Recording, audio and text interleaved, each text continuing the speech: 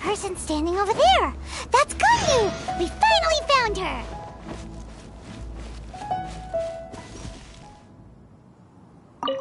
Ganyu! Here you are! You two. I did not expect to meet you here. Is it official or private affairs that bring you here? I shouldn't. I have left the human world. Please contact the Yua High Pavilion regarding matters concerning the commercial port. Huh? You don't want to be the Qixing secretary anymore? But they're all waiting for you to come back! That's why you're here? You want me to come back? I'm afraid you came here in vain. What? Did something happen? The clouds fold and unfold. The tide ebbs and flows. It was meant to be. When the Adepti entrusted humans with overseeing Liyue, I knew it was only a matter of time until I had to leave. My Adepti blood makes me unwelcome in Liyue Harbor. I delivered the letter and came back to Liyue Harbor, only to discover that I had been replaced by Baiwen, Baishao, and Baishu. Perhaps that mission of mine was just a pretext to remove me. Since the Qixing gave me a chance to leave with dignity, I decided to be tactful as well. I appreciate your kindness, but there's no need for your words of comfort. After 1,000 years away, I came back to Juyun Karst. Looking at the clouds floating among the mountains brings me peace of mind. I feel better now. But... Who disturbs the peace of these mountains? Cloud Retainer, we're terribly sorry. We just... One merely jests. One felt your presence the moment you set foot upon this land. Wow, you Adepti really are impressive. Come here to chat about the old times with Ganyu. It looks like you get along quite well. Ah, a matter leaves you at an impasse then. Not to worry. One is exceptional at seeking avenues for conversation. One has been one's own companion in idle talk for many a year. Ah, yes. Since you are Ganyu's friends, tales from her youth shall one apprise you of, perhaps? Oh, Cloud Retainer. Nothing to be ashamed of. You were so cute as a child. One is most certain that your friends would like to hear of it. Oh, Paimon wants to hear it!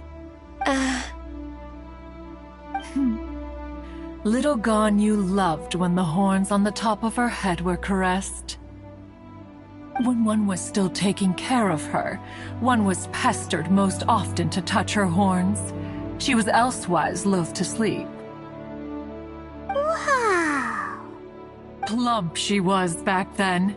Why, when she stumbled while we ascended the mountain, she would roll down to the bottom like a little ball. The day Ganyu bumped into a pilgrim was the first time she saw a real human in the flesh. So fearful she was that she hid in a rock's cleft for 2 days and nights. One found her wailing of a monster she had seen.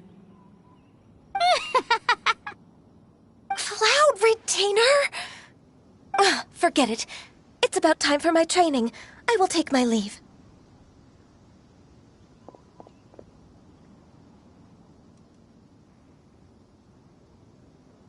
Ah, one's intention was merely to relieve the awkward tension. And you did the exact opposite. Impressive. Be that so? Huh.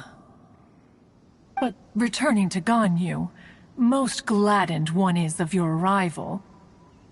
One cannot help but feel that remaining in Jueyun Karst shall not be good for her. One will tell you more about her, if you should permit it. Most benevolent among all Adepti are the Qilin. They drink only spring water and eat only whole grain. But perhaps the mountainous dwellings of Adepti in Jueyun Karst might be too lonely for her human side. Under moonlight did one see her last. She stood by the precipice's edge, and upon the mist-veiled mountains she gazed. Her thin figure was immersed in the vast sea of clouds. One noticed her loneliness, and sought to convince her to go back to the human world. But just then, she said thus. Liyue Harbor feels even lonelier than Jueyun Karst. When I look at the sea of clouds in Jueyun Karst, I merely feel the loneliness of a solitary cloud gazer. When I step into the sea of people in Liyue, I feel the loneliness of an inhuman that doesn't belong in the human world. One did, by chance, hear this much of Ganyu's thoughts. Alone, she will find her predicament hard to conquer. One hopes that you will accompany her. Oh, Retainer's right. We can't leave Ganyu depressed like that. Besides, Liyue hasn't given up on her. She's got it all wrong. Anyways, what's that training Ganyu was talking about? She has sought to reclaim her Adeptus side since returning to Jueyun Karst. At her behest, one has organized training for her to achieve that end. She should be in the southern part of Mount Aotsong right now, preparing for the trial. Huh, is that so? Let's go take a look then!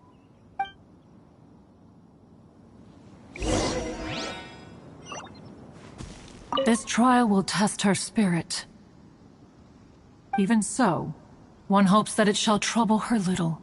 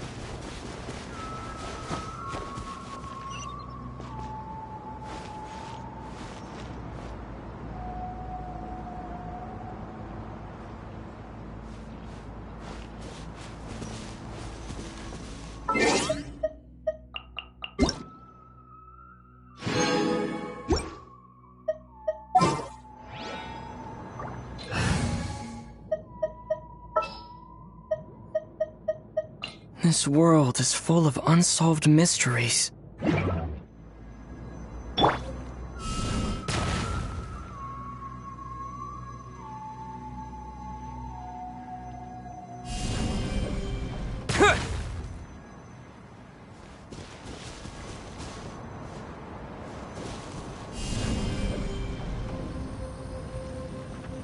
Terra Smash!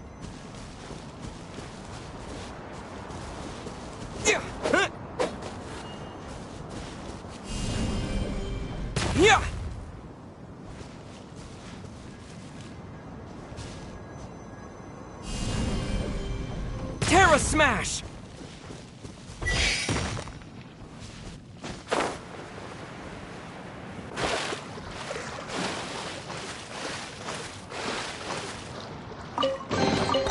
Is this an answer from this world?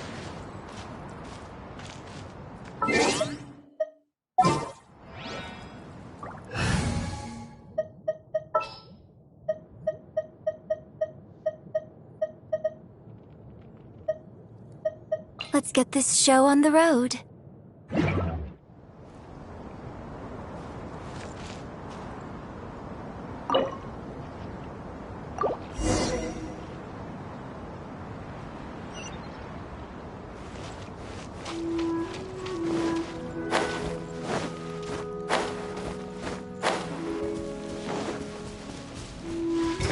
Flags up! And step!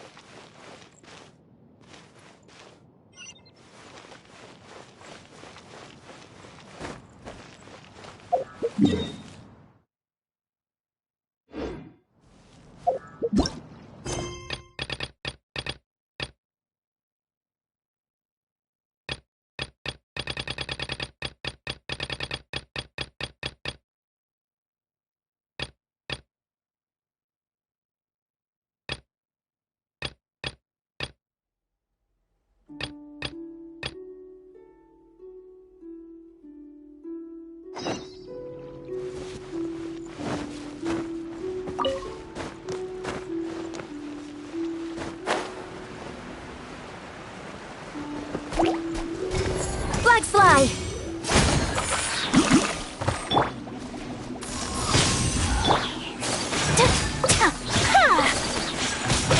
Take flight!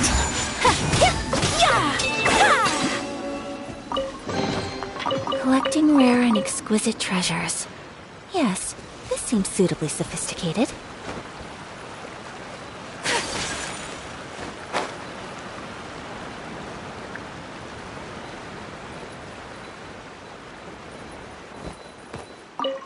So here you are, Ganyu. Why did you come here?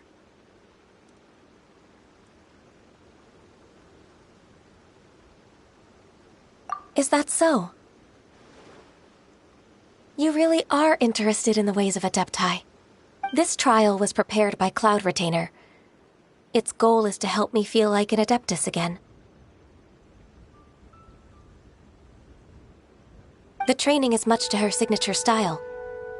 I hope it won't make it seem like she is too unaware of the abilities of others. Is it difficult? No, I'm aware of your strength, Traveler. The power hidden within you is not inferior to mine. If you're ready, we shall begin the training.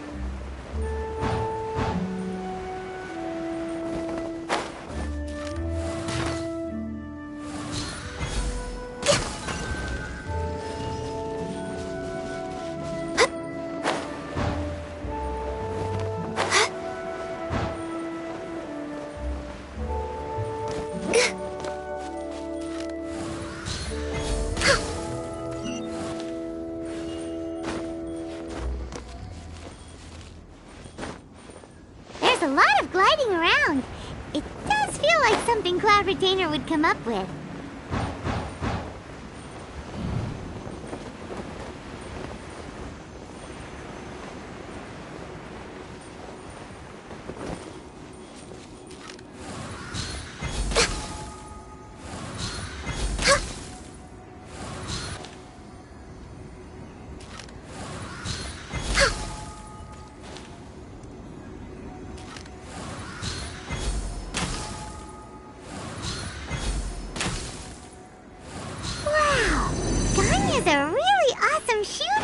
If you could see through the eyes of an Adeptus, you wouldn't be so surprised.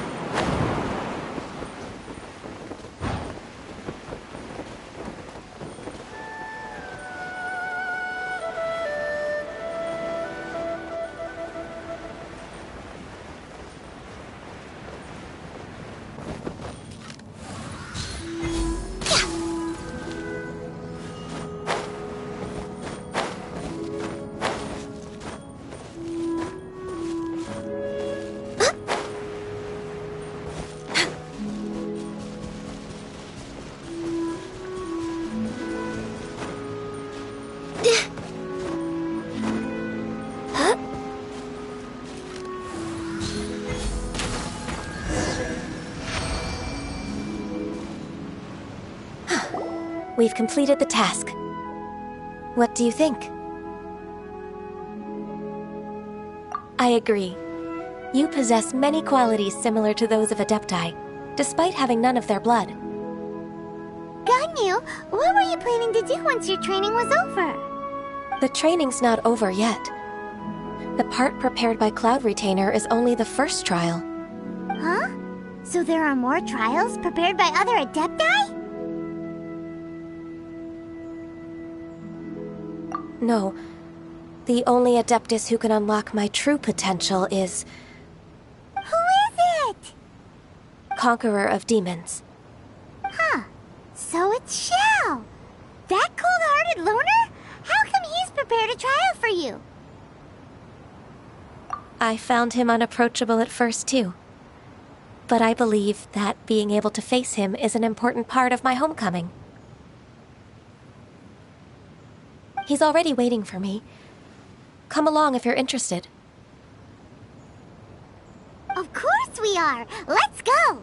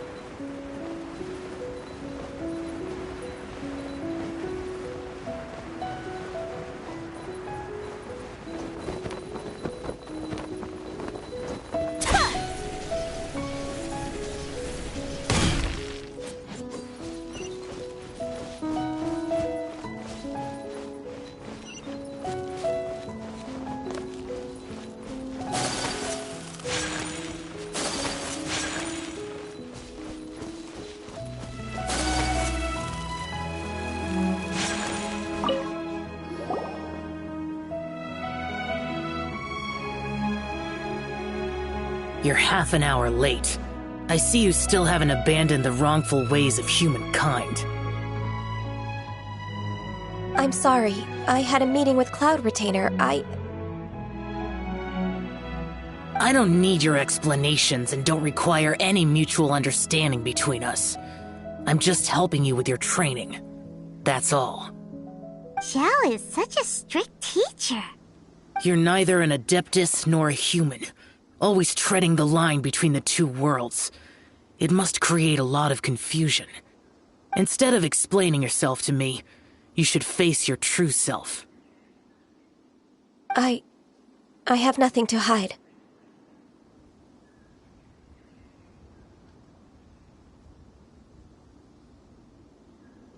The body and the mind are one. If something worries your mind, your body can help you find a solution. The trial I've prepared for you will explore the true potential of your body. Yes. I'm ready.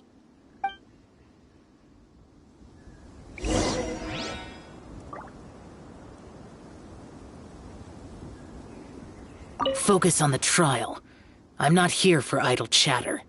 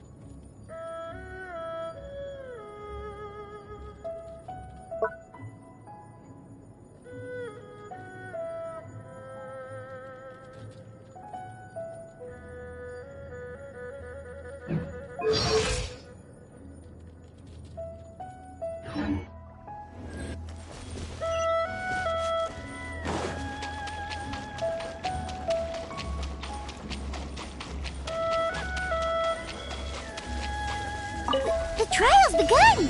Paimon can feel it in the air. Even the weather's changed! Ended watering. The transport coordinators will probably moan about the muddy mountain roads again, though.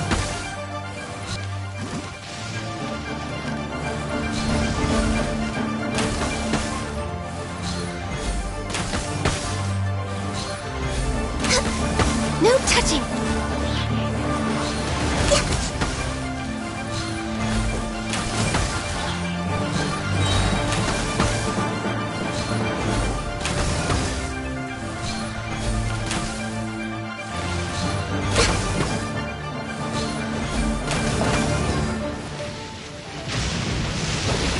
All hail!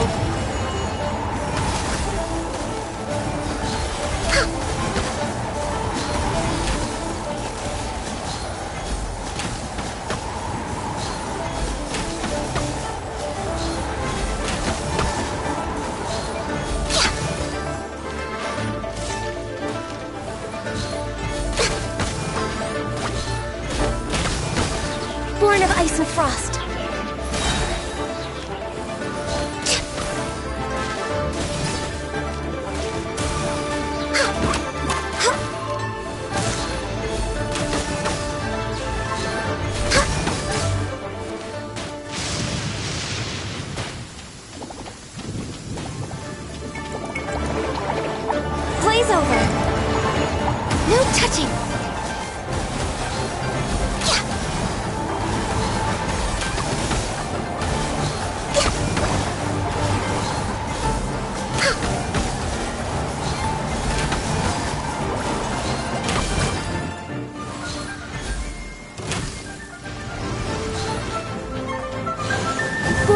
Frozen Frost. Access denied. For Rex Lapis!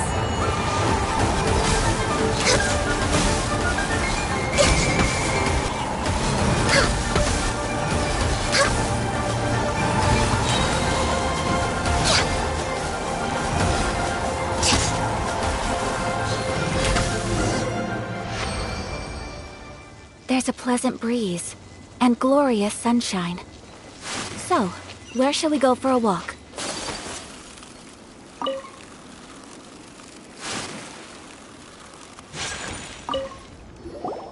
I've completed your trial. You don't have to report back to me. Seeking other people's validation won't benefit your training. Only you can evaluate the result of this trial. You'll progress faster that way. Understood. Xiao always has such strong opinions. From tomorrow on, I'll start raising the difficulty of your training, so you'll have to... I have to do what? Another one of those pesky visitors. I'll leave him to you, Ganyu. It's also a part of your training. Pesky visitor? So even here there are those that Xiao can't deal with? Oh heavens! Blessed be Rex Lapis! I've finally come upon the Adepti! Are all of you the Adepti of this mountain? Great! My name's Xinzheng. I came to ask for your merciful blessings, O Adepti. I beg of you, please grant me luck, wealth, and a good career. Oh, so it's a pilgrim.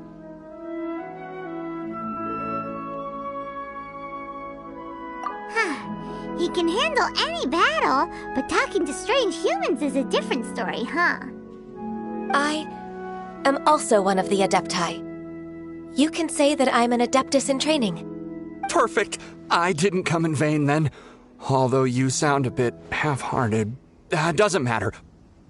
What blessings can you grant me? Wow, straight to the point, huh? Dear Pilgrim, you shouldn't jump to conclusions. Adepti don't help every pilgrim for free.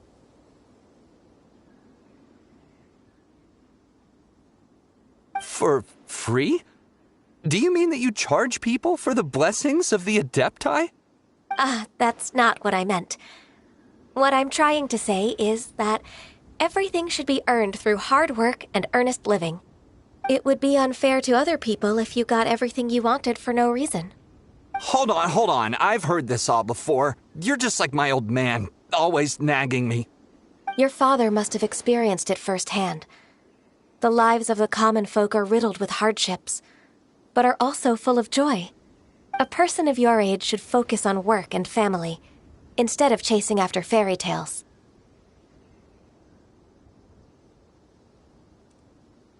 Are you a real Adeptus?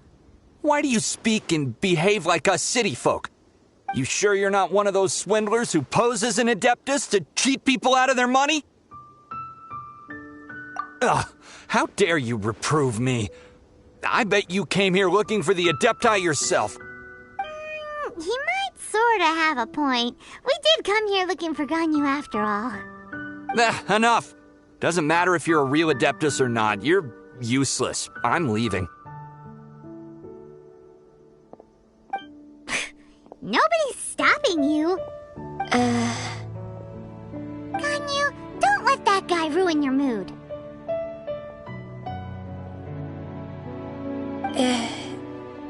It's not his behavior. The things he said, he was right. I thought that coming back to Jueyun Karst and devoting myself to training would make me feel like an Adeptus again. But being questioned by him made me realize that But I'm unwelcome in Liyue Harbor. As an Adeptus,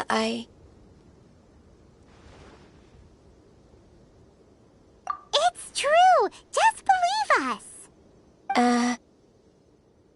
All right. I'll go with you to Liyue Harbor. That said, I still trust my initial judgment. If I'm proven right, I'll return to Jueyun Karst once again. It's a step in the right direction. Let's go!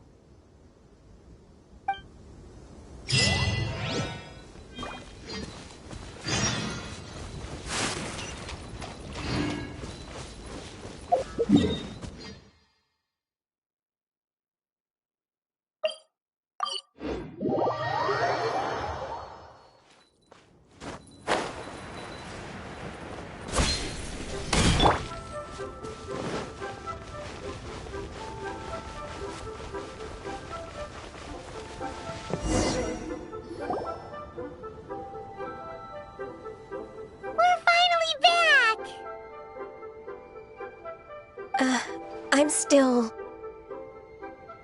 Come on, Ganyu! We're almost there! You don't want to turn back now, do you? I suppose you have a point. It would be quite impolite of me to leave the two of you now. That's right! Where do you want to go first, then? I've spent too much time in the mountains. The first thing that comes to my mind is the sea. Let's go for a walk in the port. Happy to come with.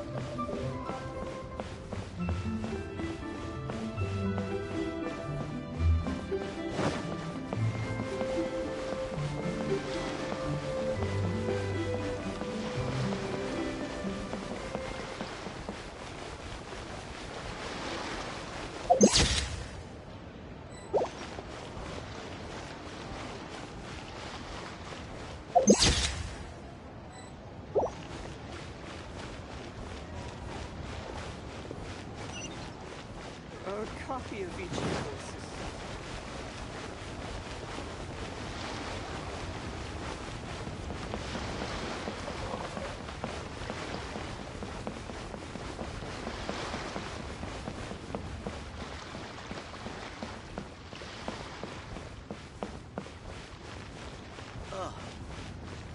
I can't believe the well got polluted. Hey there. Don't be shy.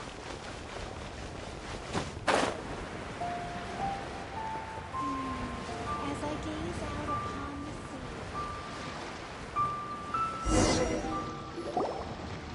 sea. The sound of the waves in this familiar port. The smell of the sea breeze makes me nostalgic. Ganyu, you didn't leave Liyue for that long. Why do you look so moved? Well, I used to be so busy. I haven't taken a stroll around here in a long time. Huh, that's true. Ganyu seemed to be working all the time. Well, when I think about my time here, I've spent most of it behind a desk filing documents. It put me in a certain mood, similar to the one I felt during my training in Jueyun Karst, in fact. Is that? It is! It's Lady Ganyu. I wouldn't have thought I'd meet you here. You were always so terribly busy. Lady Ganyu? Why are you calling her that? Please don't also start calling me that. Allow me to introduce Uncle Tien. He is... That's all right. Just tell them the truth. They have done so much for Liyue after all, and I am the one who has yet to introduce myself. Uncle Tien is a member of the Liyue Qixing, the Tianshu. What? This grandpa is a member of the Qixing? The same rank as Ningguang? Hush now. I must ask for your discretion concerning my identity. Fishing in the port and strolling about are the greatest pleasures of my life. I have no wish to be followed around by those armed guards. In most people's eyes, I'm just a forgetful and wordy old man. Uncle Tian is too modest. He's been around for a long time. There's no one who can replace a person of such noble character.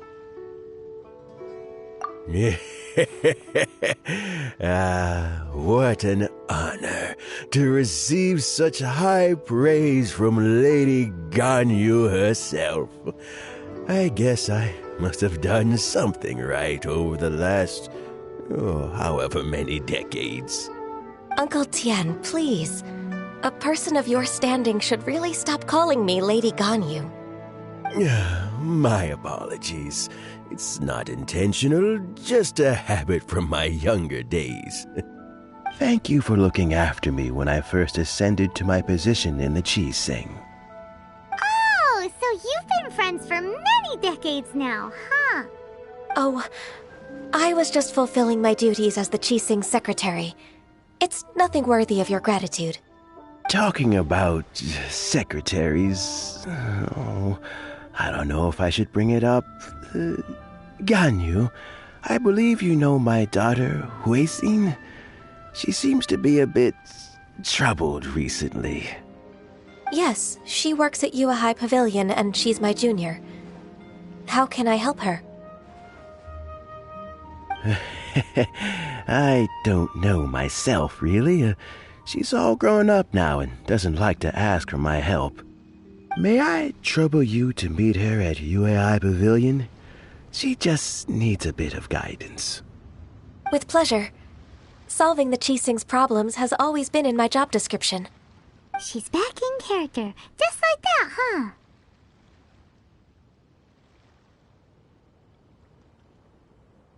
Let's move then, to Yue High Pavilion.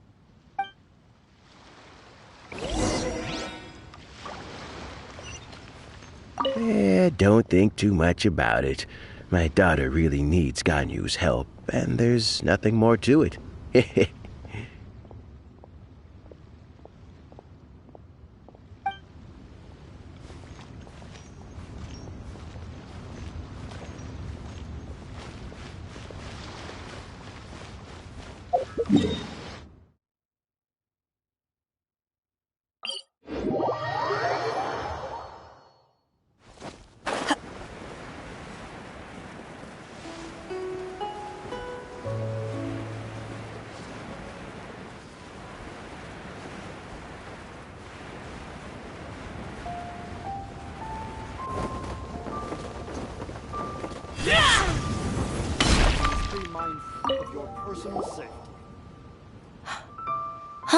Miss Ganyu, it's been too long. I don't know why, but seeing you brings me a sense of peace in these chaotic times. Indeed, it has been a while, Huixin. I'm flattered, but aren't you exaggerating a little? I heard that you've encountered some problems and came to see if I could be of some help. My father asked you to come, didn't he? Abusing his status as a member of the Qi-Sing to trouble you. Don't worry. I'm always happy to help a junior colleague from Yue High Pavilion. Ganyu's not only a competent secretary, but also a great mentor. So, what can you tell me about the problem? Where should I start? I discovered something strange while organizing tax records. There are obvious irregularities in the tax declarations of two stores, Second Life and Wanyo Boutique. However, whether I question the shopkeepers or check their accounts, I can't seem to make any progress with my investigation. Without any evidence, my hands are tied. I see. It's not uncommon for merchants to be blinded by greed. Well, is there any solution you can advise? Naturally. I've dealt with similar issues hundreds of times. Give me a moment to consider the best approach in this scenario. All right. Let's approach it this way, then. Your enemy knows you best. Huh? If I remember correctly, Second Life and Wanyo Boutique are old business rivals, competing for market share due to their similar wares. In that case... In that case... Ah! I know what you mean, Miss Ganyu. Exactly. Let's start with Wanyo Boutique. The owner's name is... Bolai, isn't it? Yes, you're right. Follow me, please.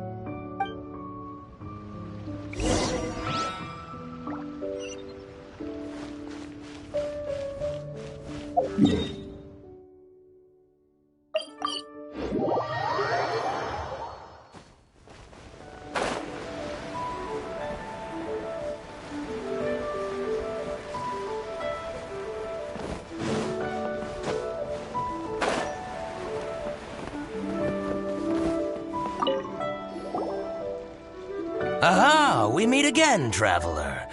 And you must be from the Yuehai Pavilion?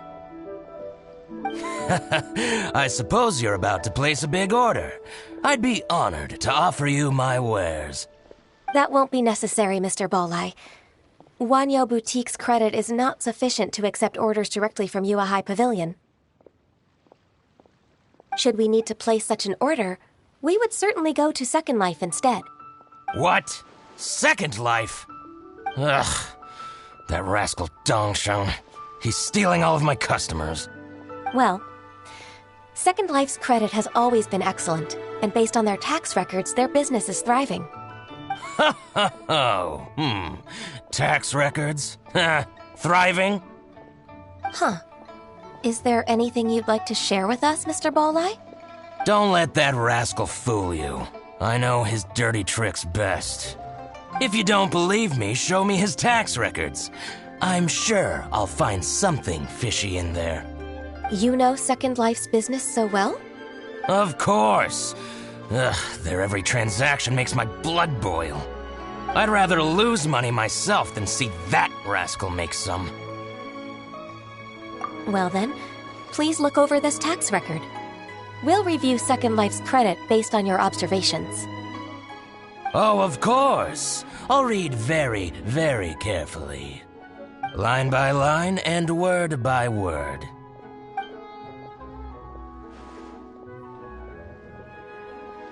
Ah, here, I found it! That exquisite wooden furniture set he bought from Fanmu Carpenters at the beginning of the year. Ugh, he even flaunted it in front of me. Look at the tax record. Not a word about that furniture. And he kept all the profit for himself. I see. He must have gotten rid of all the documents related to this transaction. No wonder there was no trace of it. I told you so. Just as I expected. Ugh, I can't wait to watch him squirm.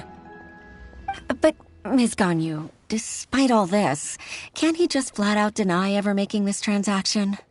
He might have destroyed all the evidence, but I believe the supplier, Fanmu Carpenters, might still have some proof of it. Aha, you're right. Master Lu from Fanmu Carpenters must still have the invoice.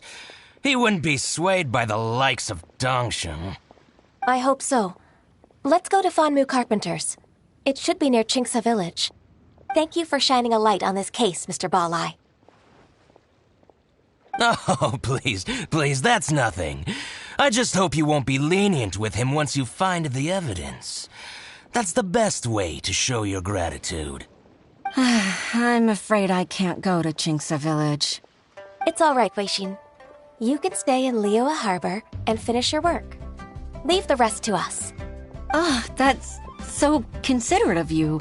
Still, I'm sorry to trouble you like that.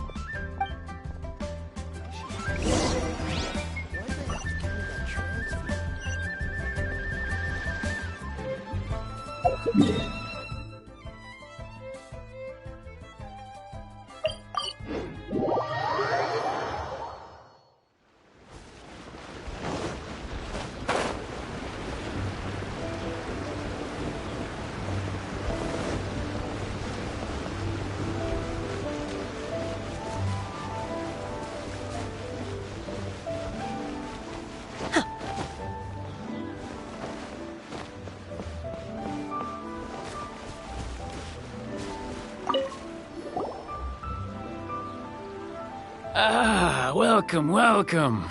How can an old carpenter like me help you?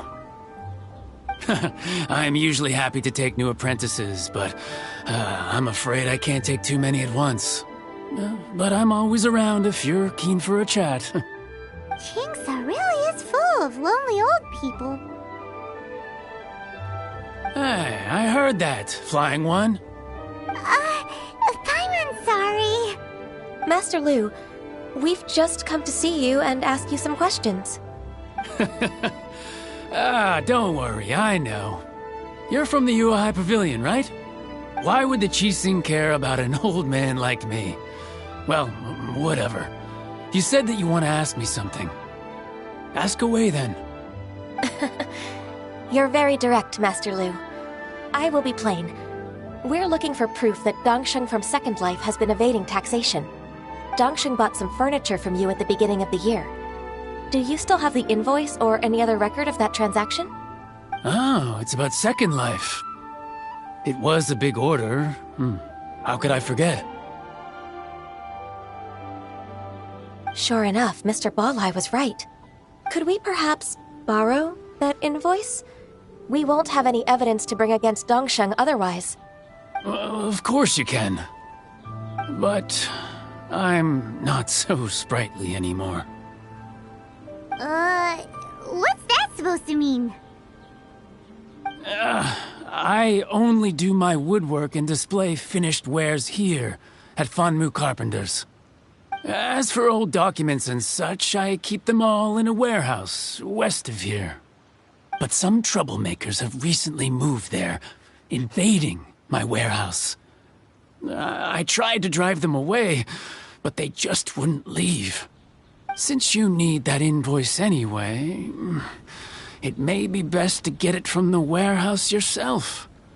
And while you're at it, you can teach those louts a lesson. So that's what happened. I see. I'll leave you to it then. I need to get back to work.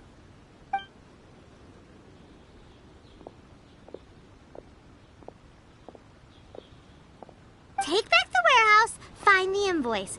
Time for us to show our stuff in a fight. Wait, I think I saw one of those troublemakers. Ah, over there. Oh, Paimon sees them too. It's one of the Fatui. They must be plotting something against Liyue Harbor. Maybe they're the scoundrels who invaded Master Lu's warehouse. Ever since Osial attacked the harbor, the Fatui's reputation in Liyue has reached rock bottom. We won't cause a serious diplomatic crisis by getting into some small scuffle with the Fatui within our borders. You need not worry. Besides, I can already feel their malicious intentions. Consider it my intuition as the secretary of the Qixing. Then what are we waiting for? Let's go teach him a lesson.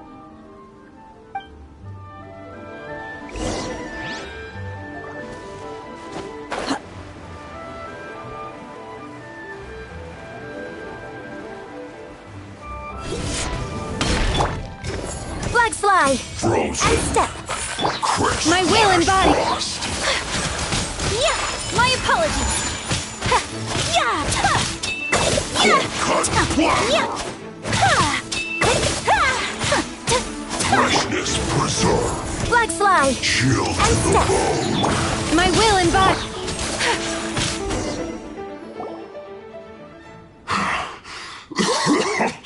Oh, you scoundrels!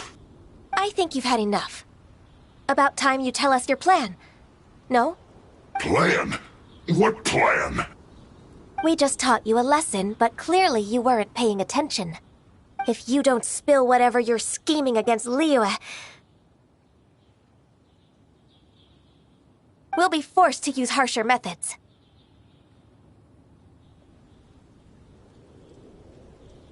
I'm telling the truth. There's no scheme. If you're telling the truth, then why would you, a member of the Fatui, suddenly appear on the outskirts of Qingsa village? Fine. If you really want to know, then, well, I was about to. About to... what? Pick berries over there. I must admit, I didn't expect you to come up with such a silly excuse. It's not an excuse. I rarely have a free morning, and I heard that there were fresh berries in this area. Think about it. I'm here alone, and Jinxa Village is nothing more than a retirement spot for old people. What could I be scheming anyway? Judging by how he's looking at us, it does seem like he feels like he's the victim here. So you have nothing to do with the occupation of Fanmu Carpenter's warehouse? Fanmu Carpenter's warehouse? Where's that?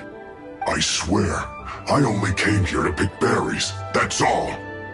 So it wasn't the Fatui who took over Master Lu's warehouse after all.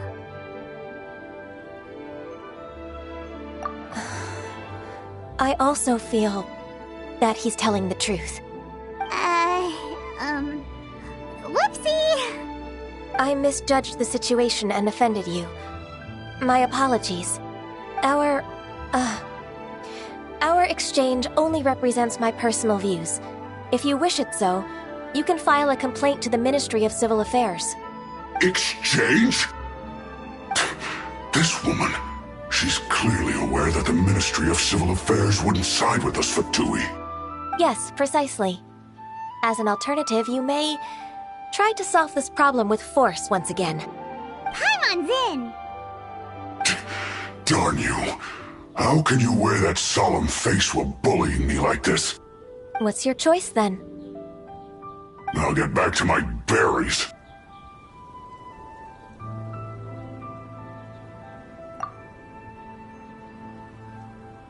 What a bittersweet ending.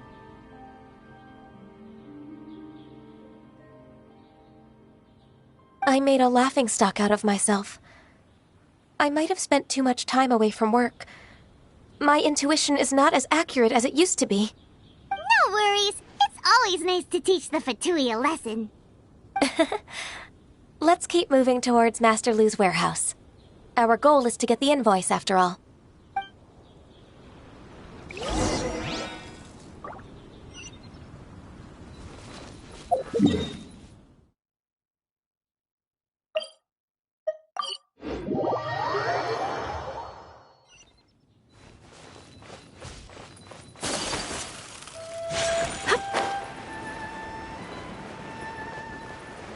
So this is the warehouse. Seems like those troublemakers were nothing more than a few hair turtles. Let's show them what we got.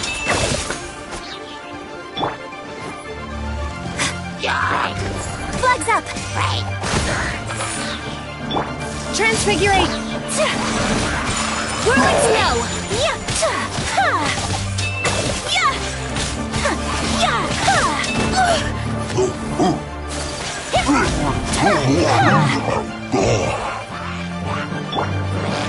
I must leave no stone unturned.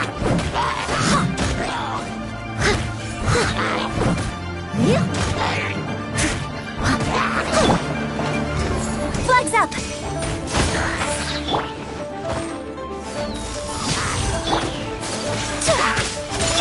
Take flight!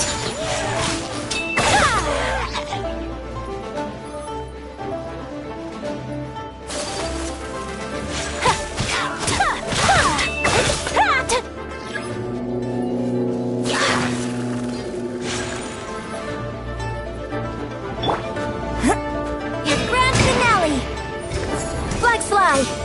Observe! By ordinance divine!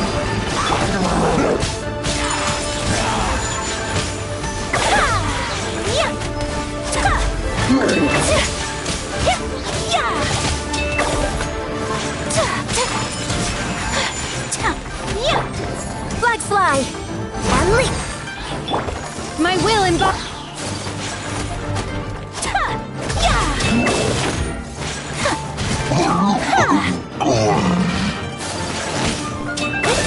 Clear! Quick, let's look around for the invoice.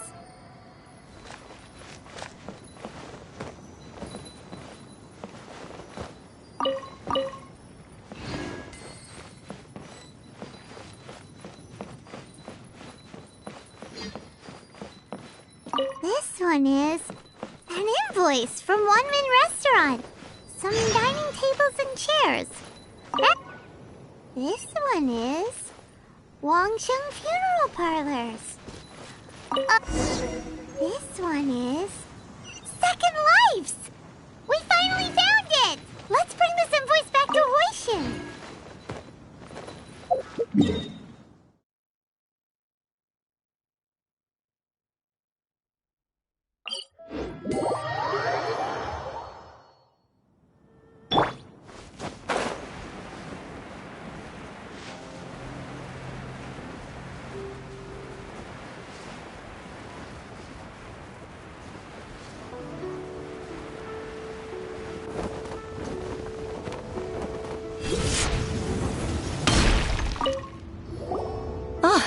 Ms. Ganyu, you're back.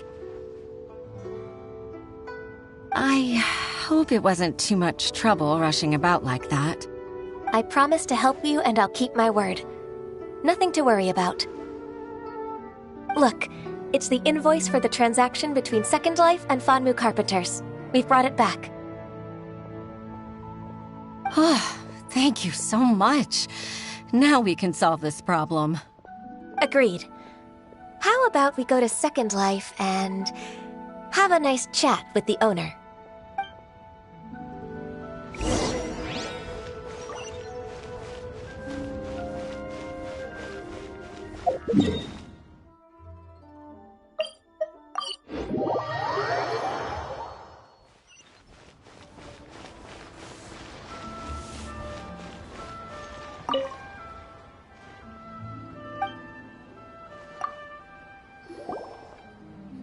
Isn't it Huixin from the Yuehai Pavilion? I remember you. I told you that all of my transactions are included in the records. My tax declarations are scrupulous as well. I do hope that my business won't be affected by any groundless accusations. Groundless accusations? Mr. Dongsheng, you seem very sure of yourself. But I sincerely advise that you cease this behavior immediately. It is liable to affect the fine you'll need to pay in the end. No. I'm an honest merchant. I would never get involved with any fraudulent sources of profit. Haven't I made myself clear? Mr. Dongsheng, you've already been proven guilty of tax evasion. I just came here to see if you'd confess. What? Proven guilty? How come? That's impossible.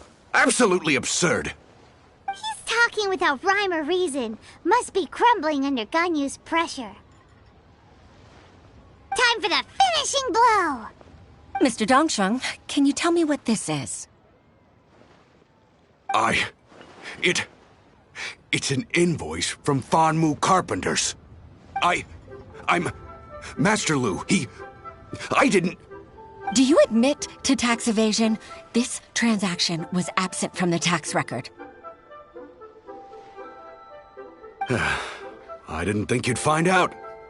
I didn't leave a single trace. Indeed. We wouldn't have found out if it weren't for Mr. Boalai's aid. Boalai? That imp from Wanyo Boutique? So he told on me behind my back. He's got his own share of dirty laundry. Oh? Mr. Dongsheng, I'd like to hear a little more about this dirty laundry. Would you care to elaborate?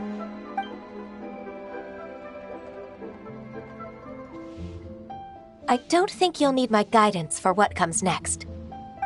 Yes, thank you, Ms. Ganyu. I can take it from here. That's good.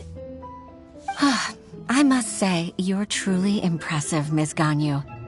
Your enemy knows you best. To think, you came up with this plan and executed it so masterfully. It's actually one of your father's, the Tianshu's, old tricks. I just took some inspiration from it. My father? Pitting your opponent against their enemies and watching them drag each other down from an advantageous position, that's how Uncle Tien managed to keep his position in the Qixing secure for so many years. I figured that as Uncle Tien's daughter, you'd naturally grasp your father's strategies. So, I decided to use one of your father's tricks and play it out for you to see. I can see it now. Clearly, I still have a lot to learn about my father. I'm really grateful, Ms. Ganyu. You're the kindest mentor I've ever had. Thank you. Ganyu solved both Huishin's work and family problems. 2 birds with 1 stone. Oh, you've helped me so much. You must allow me to repay your kindness. That's not necessary. No need to be so serious. It was nothing, really. Then let me treat you to a meal. The Traveler and Paimon are invited as well. I appreciate your help. All right, come on, Ganyu. Just say yes. Let's eat. Oh, come on. It's just a meal. If it's just a meal, there's no reason for me to decline. It'll be my pleasure, Huishin.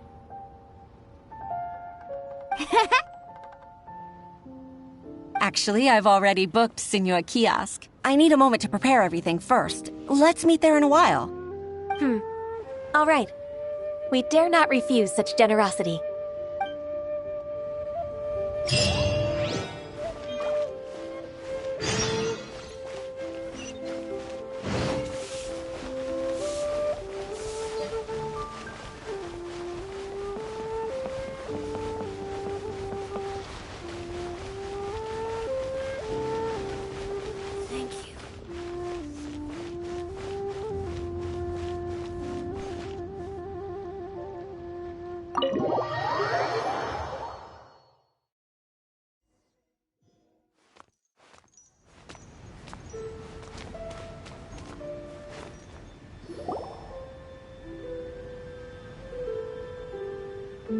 Miss Ganyu, thank you for accepting my invitation.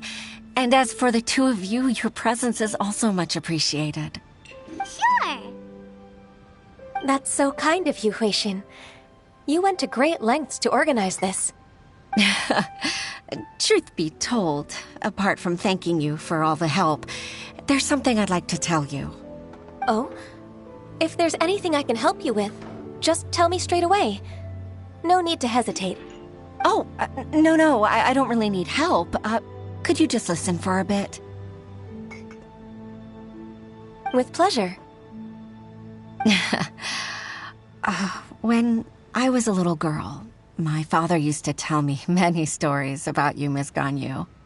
Even though I have the utmost respect for my father, I always admired how gentle and reliable you are. I've only decided to join the Yuehai Pavilion staff because I've always looked up to you.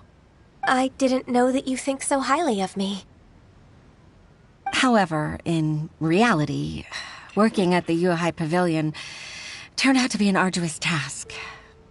I can't compare myself to such an outstanding secretary like you. I often doubt myself as a result. I disagree.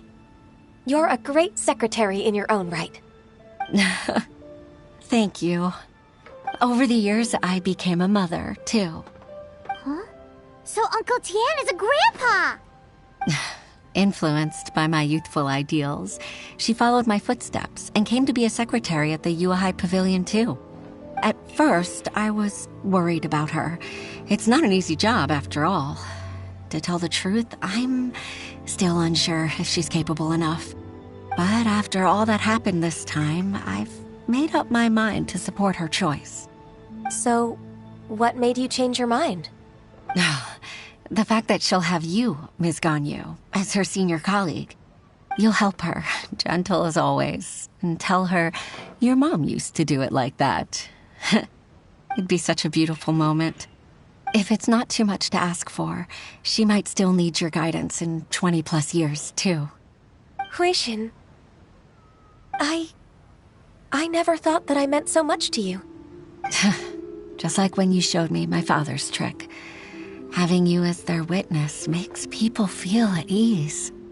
Witness? It's true that I've witnessed thousands of years of Liyue Harbor's history. All the changes it's gone through, the stories of its people. But I've always regarded it as nothing more than the source of my loneliness. Huishin, you don't know how important those words are to me.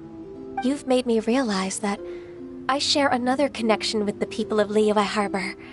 Apart from my contract with Rex Lapis, they rely on me, accept me, and long for me to bear witness to their stories.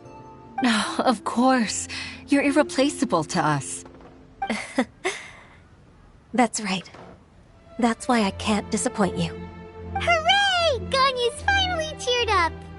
Even if I've really been supplanted, I wish to fight for my place. I won't let you down. I'm going to fulfill my contract and keep working as the Qixing secretary. Regardless, I'll go back and see for myself.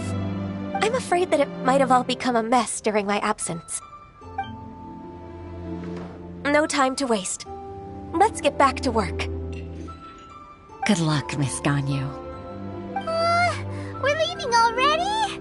Paimon's still hungry.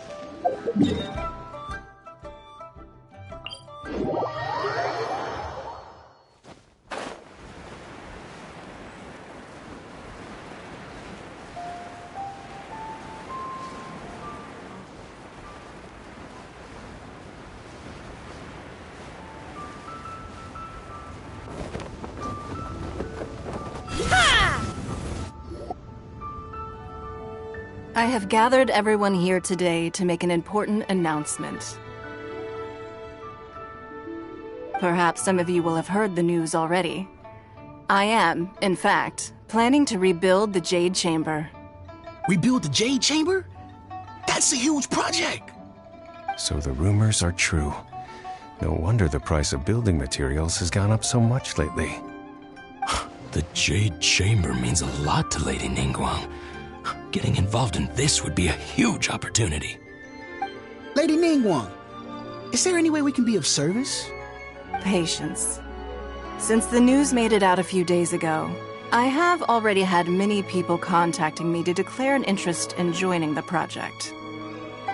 Nevertheless, I do have a few matters I should like to entrust to you here today. The building site has been chosen, and most of the materials have been assembled. 3 key items are, however, still outstanding. They are as follows: Sunset Vermilionite, Wonder Cores, and Adepti Sigils.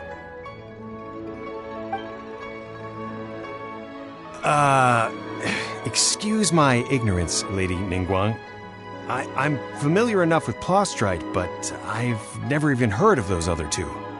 Only sufficiently large pieces of Plostrite, or specifically Vermilionite, may earn themselves the Sunset moniker. This stone is what allows the Jade Chamber to float.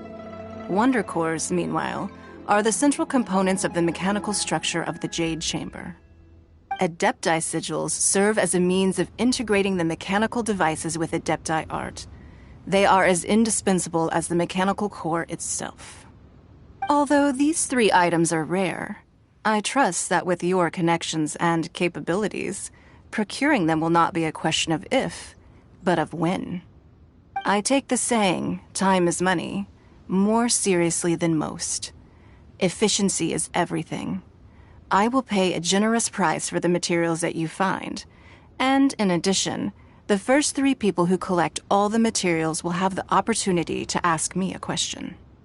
You may ask me anything, and I will give you an honest answer. I trust that this means of compensation will be to everyone's satisfaction. These things won't be easy to get hold of.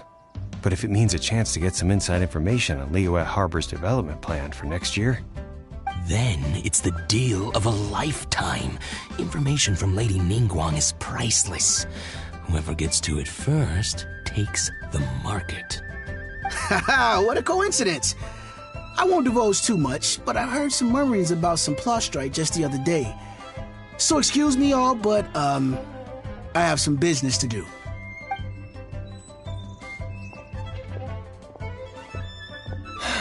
No. We better move quickly, or this opportunity will be snatched away from us. Ningguang's rebuilding the Jade Chamber? This is a huge deal! Let's get involved! So you heard my announcement, did you? What do you think? Interested? Yes. Providing the question pertains to something I am knowledgeable about.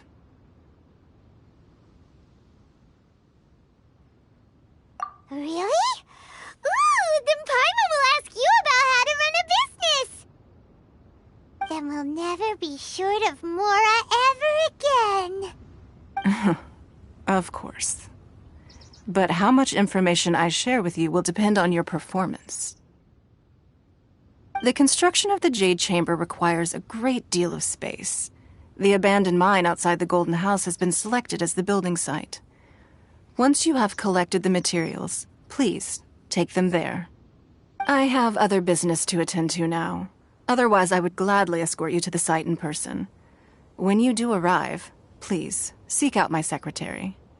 Remember, this is a race against the clock. A rare opportunity presents itself to you. Do not let somebody else snatch it from your grasp. Ningguang seems super busy. Come on, we'd better get going. First, we gotta get out of Eugene Terrace. Huh? Look! It seems like there's something kind of fishy going on over there. Ma'am, you seem like an eminent and distinguished young lady to me. I can see that you're easily gonna win this procurement contest Lady Ningguang has set up. As it happens, we have some information about the materials that I really think might interest you. Come on, let's find somewhere a little more private. We can get down to brass tacks. No, I don't need it. Ah, don't be like that. Hey, come on, don't go! Why don't you stand there after her? Oh, right, yeah.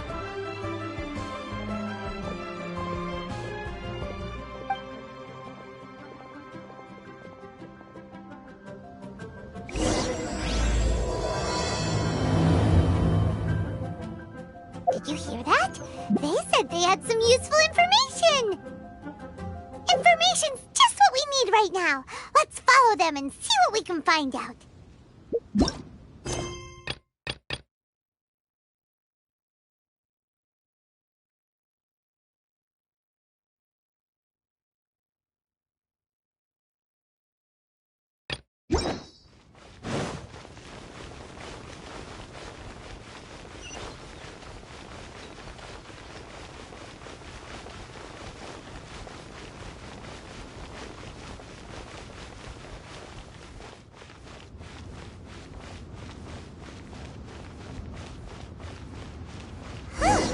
They're not here. Let's keep looking.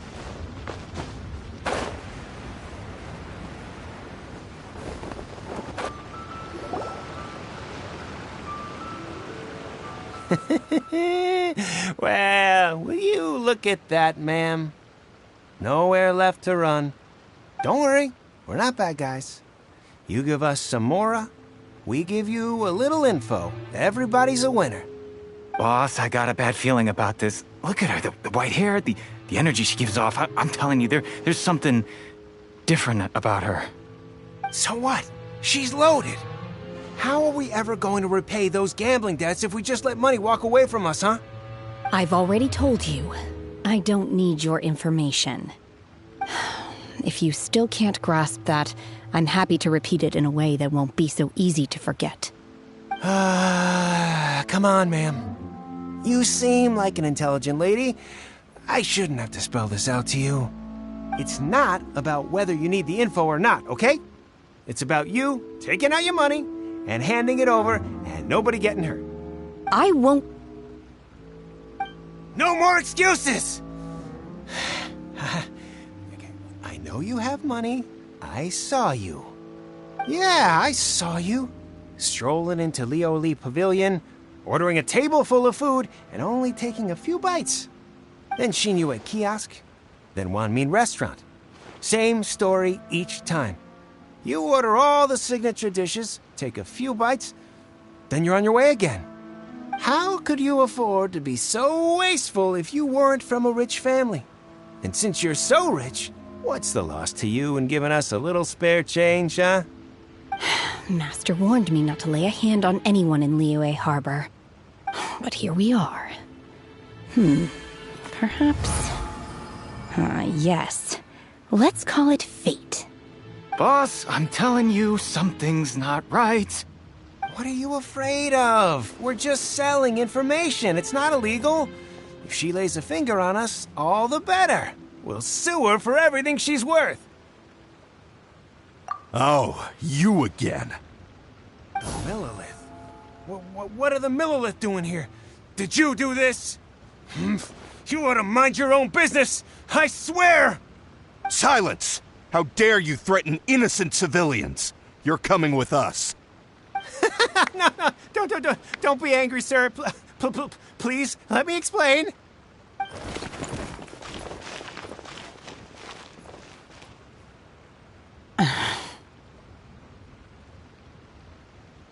Shenhe. Shenhe? My name. Oh, so your name's Shenhe. Paimon's name is...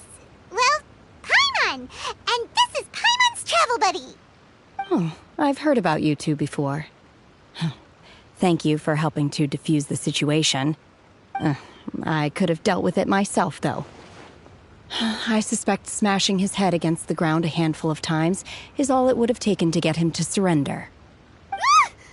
You can't do that. That's way too violent. This is Liyue Harbor. There are laws against that kind of stuff, you know. Laws?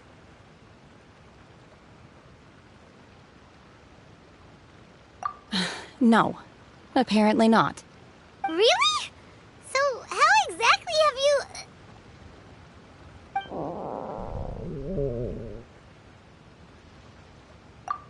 That would be my stomach growling. I haven't eaten enough. She's so honest. Wait, that's right. They said you went around all the restaurants ordering this and that and the other, but only took a small bite of each dish. Then of course you're still hungry. So, anything in particular you're hungry for? Chingson, glaze lily, violet grass. These are my usuals. Medicinal herbs? Kinda hard to explain. Anyway, Boo Boo Pharmacy's not far away. Let's take Shenhe there for a big medicinal meal. After all, you can't work on an empty stomach. Psst. Do you think Shenhe might be an Adeptus? It seems like it's her first time in Liyue Harbor, and she doesn't seem to get how things work here. If she is an Adeptus, that would explain everything. Where does she fit in with the other Adepti, though? I'm super curious.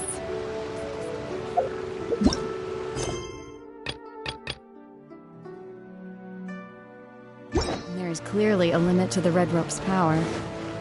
That's why I loathe crowded areas. Are you some herbs? I do hope you brought your prescription. Chingson, glaze lily, and violet grass, please. Half a pound of each. What kind of prescription is this? Sounds more like a lunch order. Oh, here you go. That's everything we have in stock. Thank you. She's really eating them!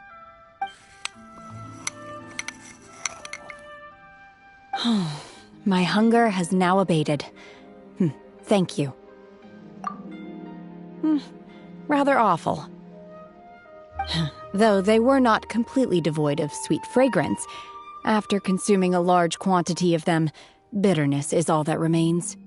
So, how come you chow down on these and barely touch the restaurant food? If Paimon had enough Mora, Paimon would go to the fanciest restaurant in town and order a whole table of food and eat it all in one go.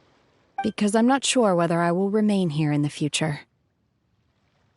The food of the mortal realm is most delicious, but should I return to the mountains, yearning for the food here shall only pose an obstacle to my continued spiritual development. Sampling each dish in order to appreciate its taste is enough. Return to the mountains! That proves it! Paimon knew she was an Adeptus! Enough about me. What are your plans from here? Oh, right! Paimon almost forgot! We came out to take part in the Rebuild the Jade Chamber competition! And now we're probably super behind because we've been held up for so long. I see. I heard something about the contest when I was passing by. Yep! You get to ask Ningguang any question you want if you win! Were you interested in the contest too, Shenhe? I came for the rebuilding of the Jade Chamber, but until this point I had no intention of joining a contest. However, you have shown me your kindness, and I would now like to lend you my assistance. Oh, don't worry. I ask for nothing in return. Wow! You really don't have to.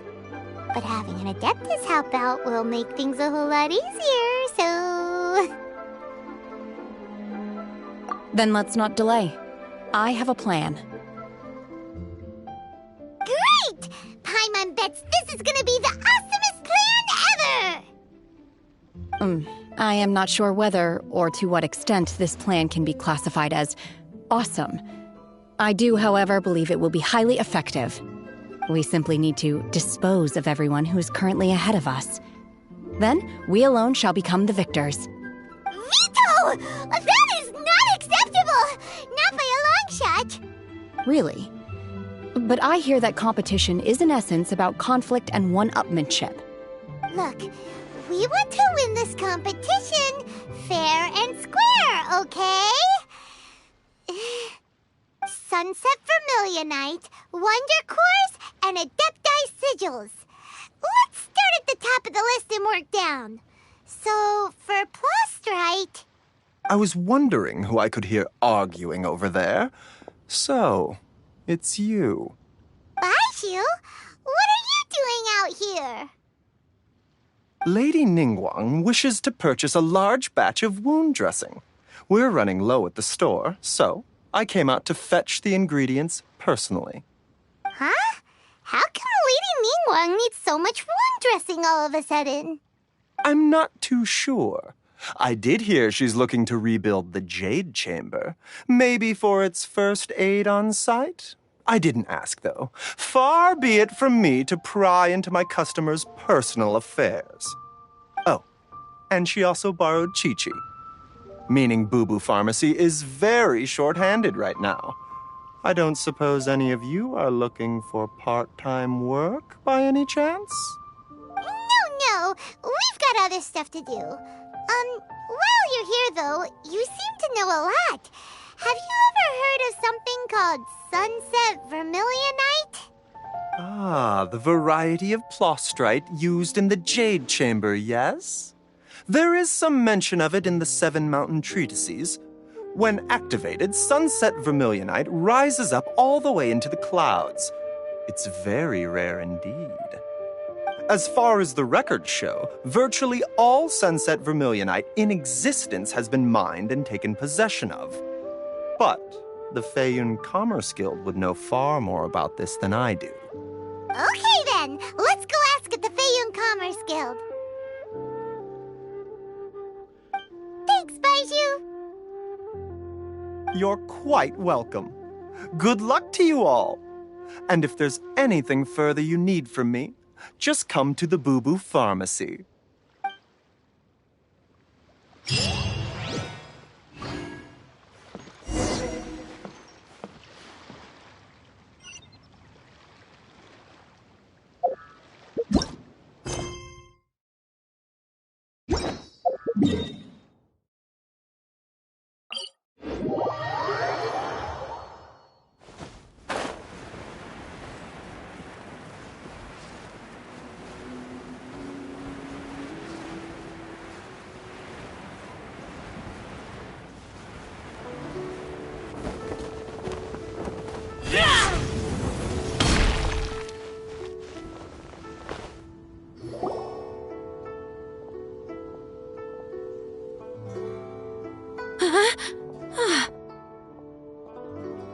Baisha, are you okay?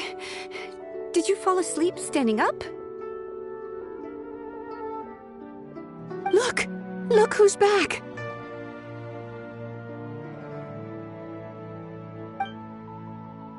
You even have enough time for leisure?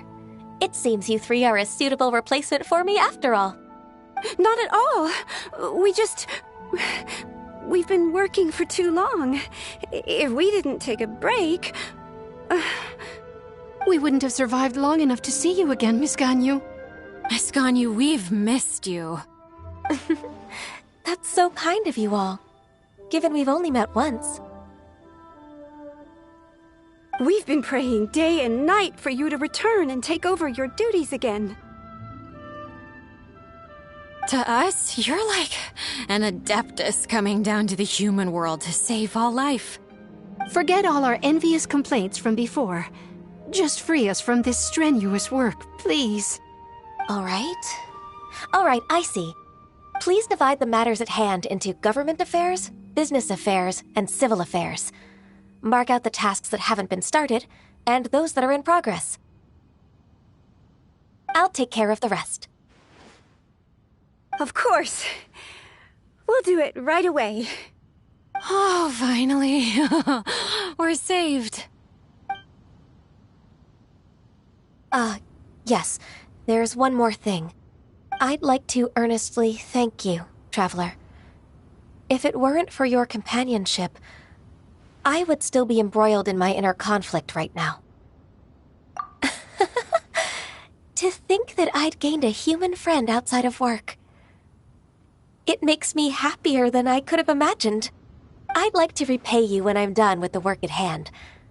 What would you say if I accompanied you on one of your trips? Sure, but are you ever done with work, Ganyu? Let's cross that bridge when we come to it, shall we?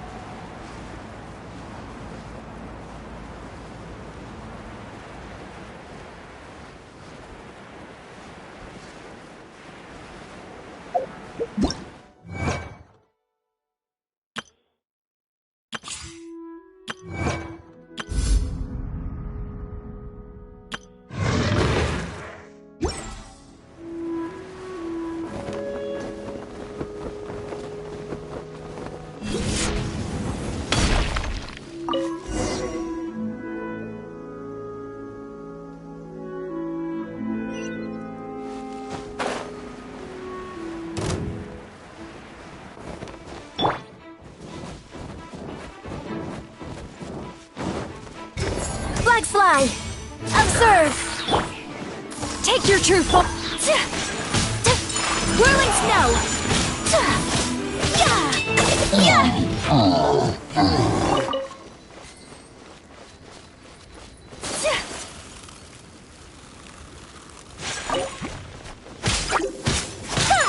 Take flight!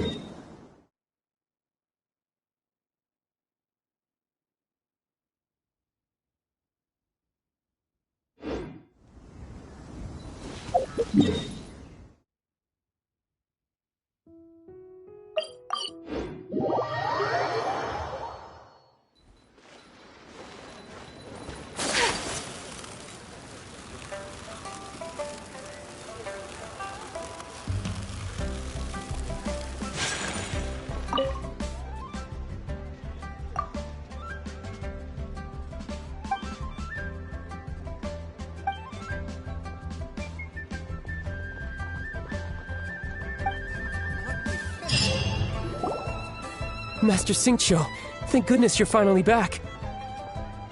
Oh? Why do I detect an urgency in your voice? The guild has had a whole string of strange orders in recently. Everyone's been completely caught off guard. Your father gave me specific instructions to ask you to stay and help out if I happen to see you. I see. Have someone sort the orders by type for now. I'll deal with them myself shortly. Oh, how wonderful. Thank you, Master. With you on the job, I can breathe a sigh of relief. Hey, Xingqiu! Glad you're here. We want to ask you for some information. Traveler, Paimon, please wait a moment. Shu, I need to entertain some guests. Please continue with your work for the time being, and we'll discuss the matter of the guild's orders in more detail later on. Understood, Master Xingqiu. Then I will leave you in peace.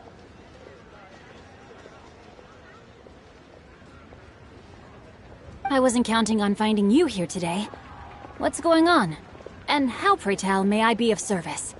Xingqiu, have you ever heard of Sunset Vermilionite?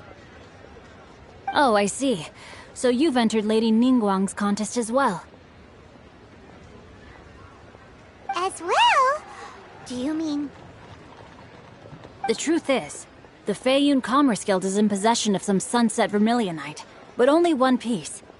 We are holding it on behalf of someone who has asked us to put it up for auction, and a lot of interested parties have already come to us inquiring about the price. At the end of the day, it all comes down to supply and demand. In this case, I'm guessing the final transaction price may be in excess of 500 million mora. 500 million?!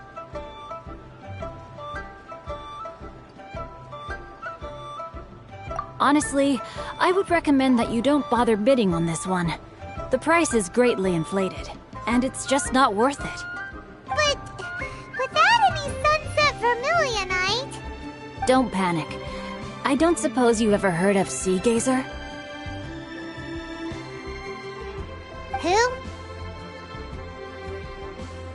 Who? Sea Gazer was once very close to Mountain Shaper, but if I am not mistaken, he has already passed away.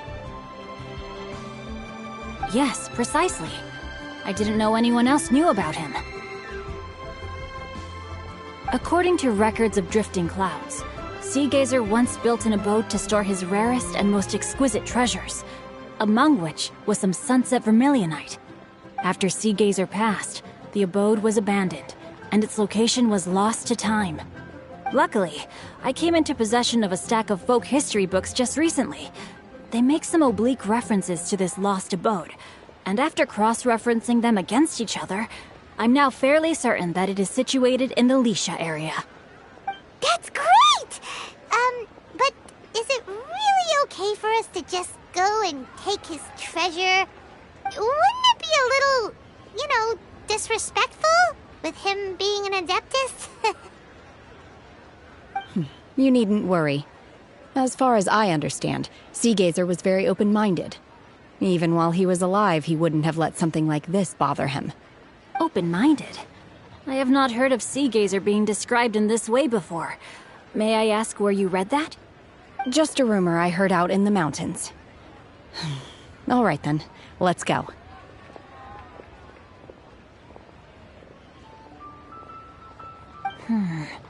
There's something about this young lady that reminds me of a good friend of mine. Oh, I almost forgot. Adepti abodes tend to have very ingenious designs, especially when it comes to their defense mechanisms. Plus, it's likely to be crawling with monsters after being abandoned for so long. So please, be very careful. Okay, we will be. Thanks, Xingqiu.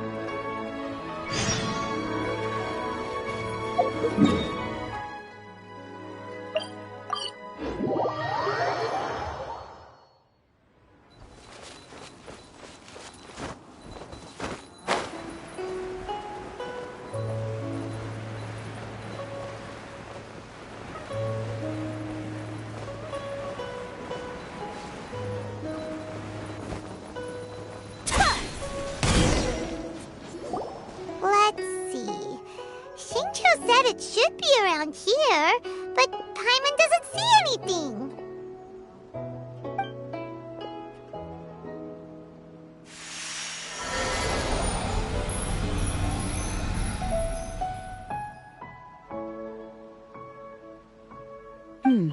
This place was hidden using a special Adepti art.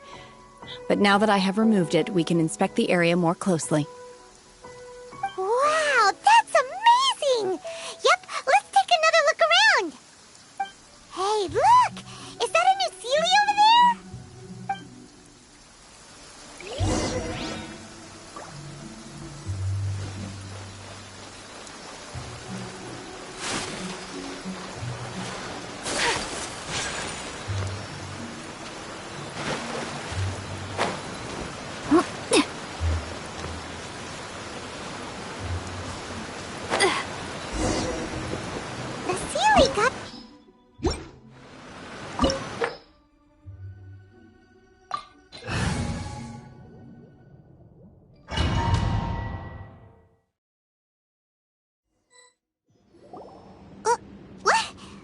Weren't we at a waterfall just now? How did we suddenly end up here? Oh, so many clouds.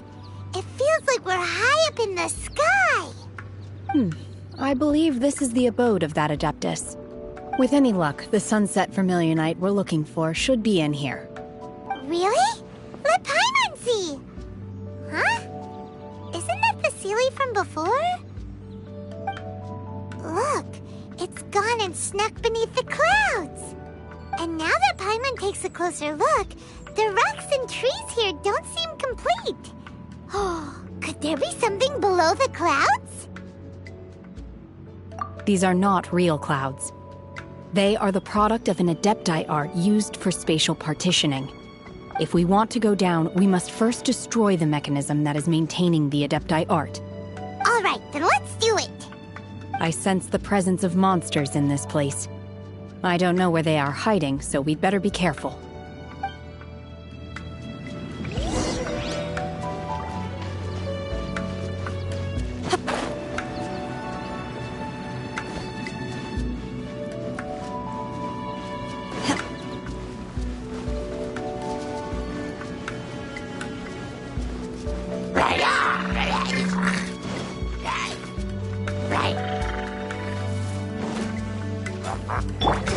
Black Fly! Observe! My apologies! Yeah! Right.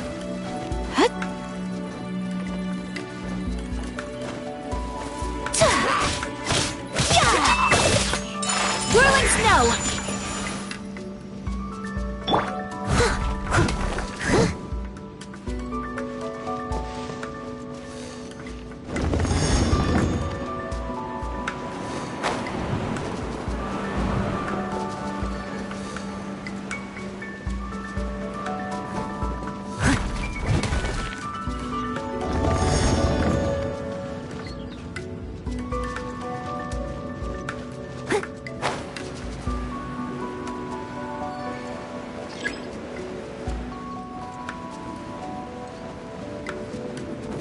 I'll catch up.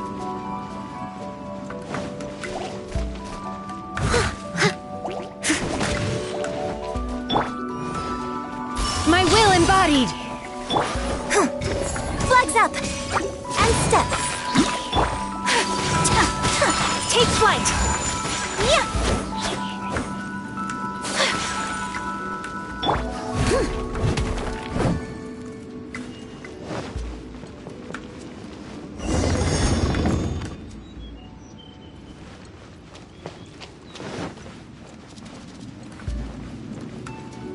It appears that we've been taken for intruders. This time, why not allow me to take care of this?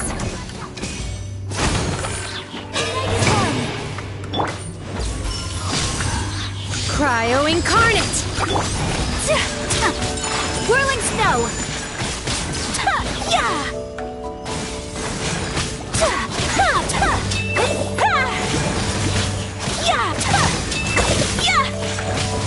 My apologies! The core of the mechanism is exposed. Now's our chance.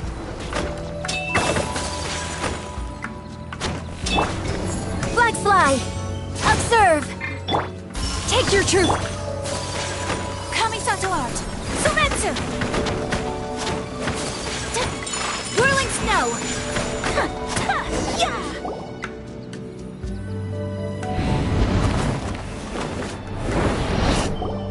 Whoa! We're gonna fall! Is everyone okay? Look! The Celiac disappeared beneath the clouds again! It looks like we need to go further down. But before that, let's destroy the guard mechanisms on this level first.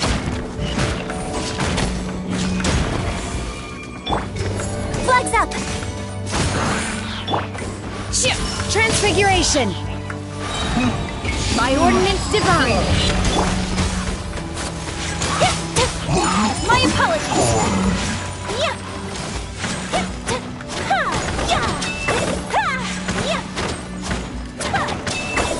Break a leg! Flags up! Observe!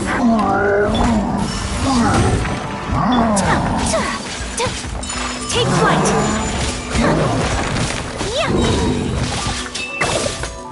Sakura swirl!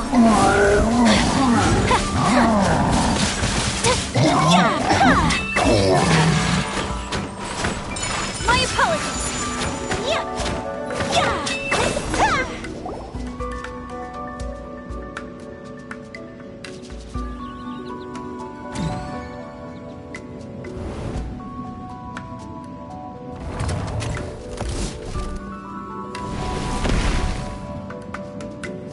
We're gonna fall!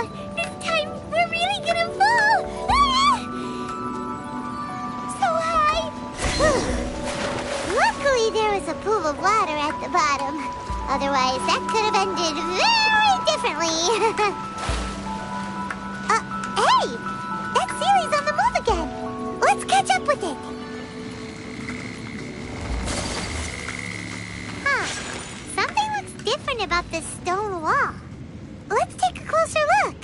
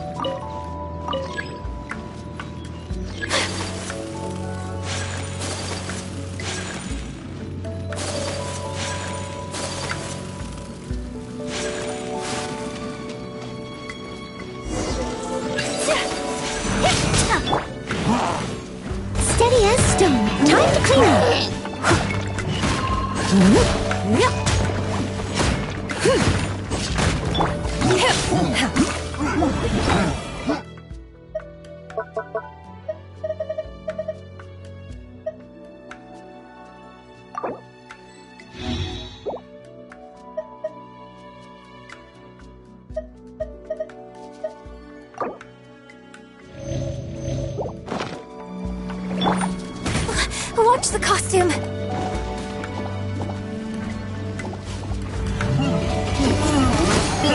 The show must go on.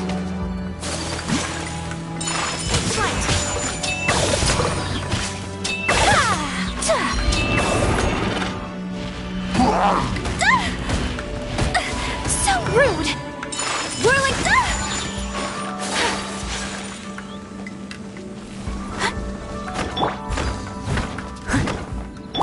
My will embodied! Cryo incarnate! Take flight! Kamisato art! Sumetsu!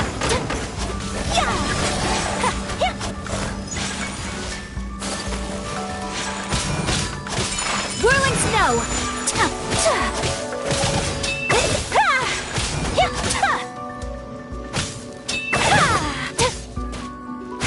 Take flight!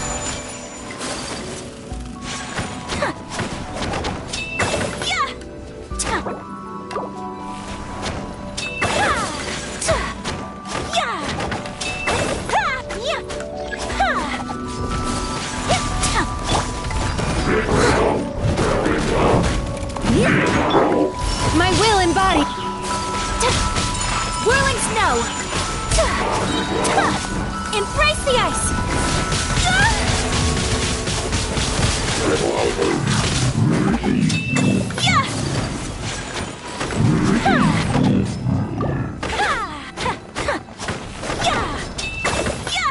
My apologies!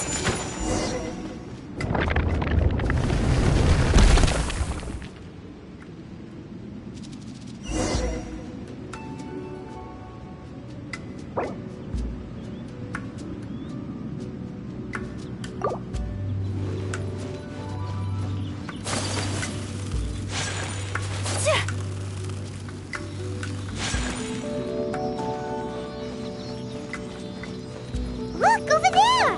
Could that be the Sunset Vermilionite?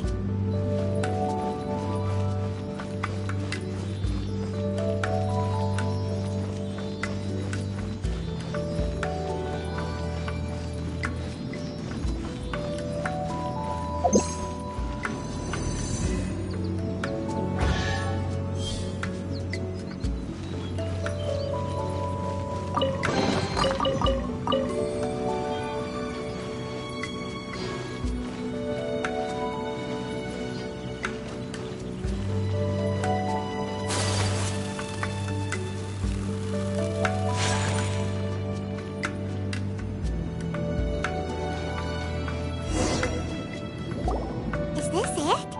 Is this the Sunset Vermilionite? It's so huge!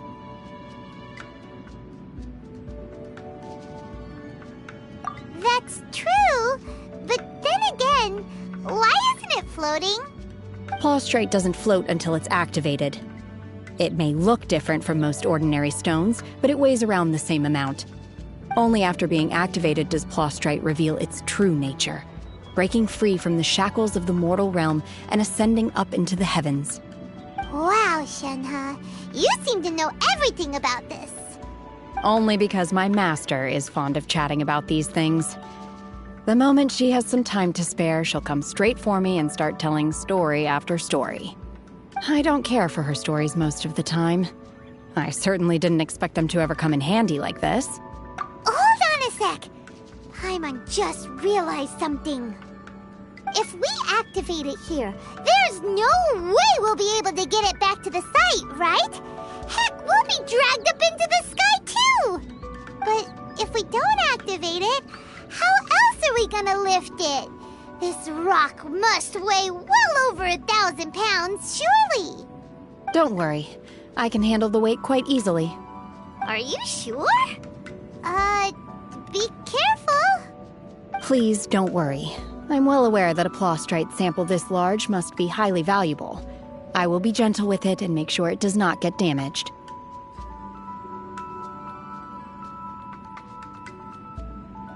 My safety. That's right! Paimon's sure you can handle it and everything, but if something this heavy lands on you, you're gonna get yourself hurt, no matter who you are. You gotta be extra careful when lifting heavy objects. It's just common sense. Is it now? Well then, thank you. I'll go on ahead with the plostrite. Let's meet at the building site later. How is Shenhe able to carry that huge rock all by herself? Adepti super strength much? We can't slow down yet. Let's go meet her at the building site.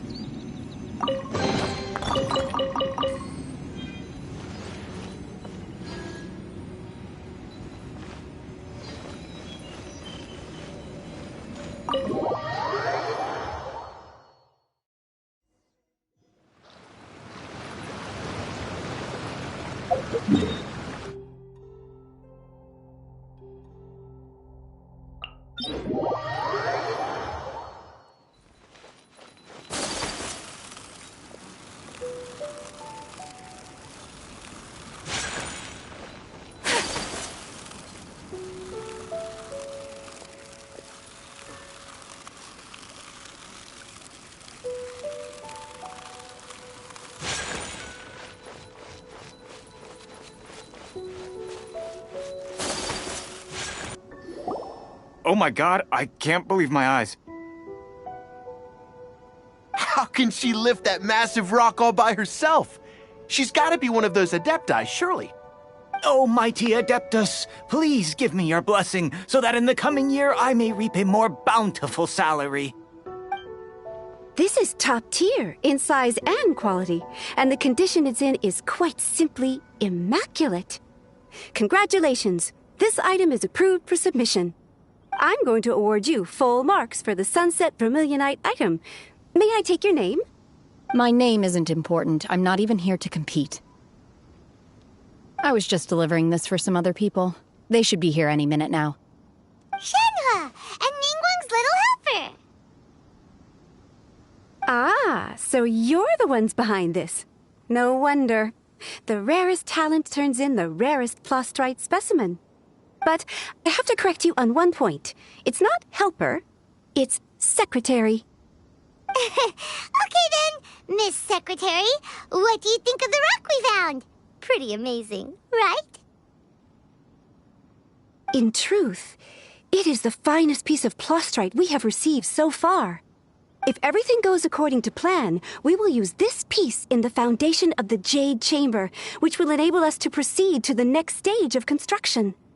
As a side note, Lady Ningguang has rented some dwellings in the nearby area to serve as accommodations for the contestants. If you need a place to rest, you are welcome to stay there. Now, please excuse me. As you can see, there is still a lot of work to do on the building site. Shenhe! Just now on the way over, pretty much everyone was singing your praises! Oh, really? What kind of reaction is that? So strange. Aren't you happy about it? Whenever Paimon gets praised, Paimon can't help but hold her head up high and break into a big, smug smile. I've had similar compliments before. They call me an Adeptus, treat me with great deference and respect, as if I'm set apart from the common folk. Yeah, 'cause that's how Adepti are. At least the ones we've met are pretty unique and reclusive, too. Way different than normal people. But I am not... Shenhe?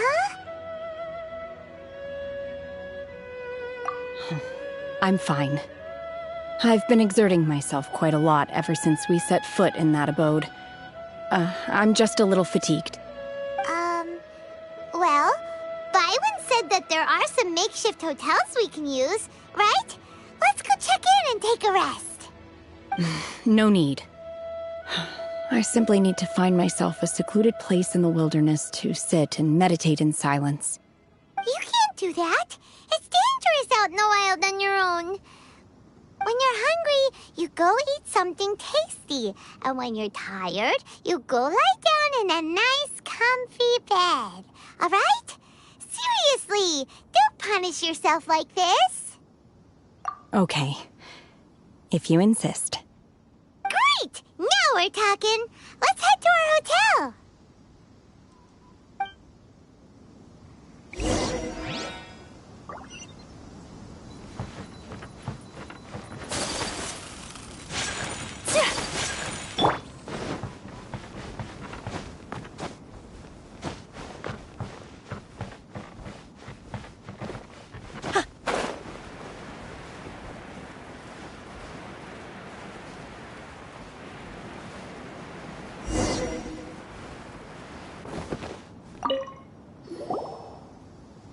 Hi there! Checking in, are we? You're just in time. We only have 2 rooms left. Since this was chosen as the building site for the new Jade Chamber, we've had a constant stream of people in this area. And not just workers either. Visitors, business people, tea sellers, all sorts. So, business is booming for me today. Very few vacancies. You're lucky you got here when you did. Great! One of your rooms is still being cleaned. I guess it should be ready within the hour. The other room is just at the door on the left. Here are your keys. All right. Hope you enjoy your stay. Please excuse me, I'll leave you to it. Shenhe, you should go get some rest. We'll hang around outside until the other room's ready. Paimon's gonna go see if there's anything good to eat around here. Paimon couldn't help but notice one of the guests walk in with a huge grilled chicken drumstick before. Let's buy one for Shenhe too.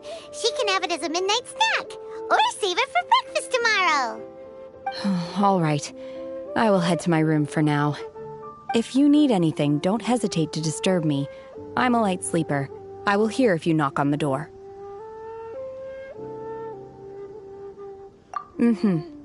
See you tomorrow.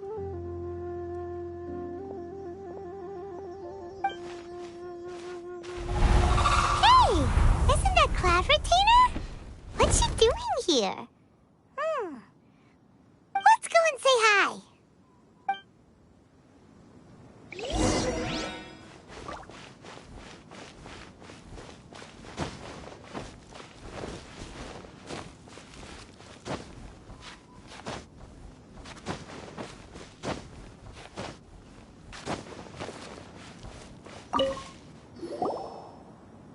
One trusts you have met Shenhe.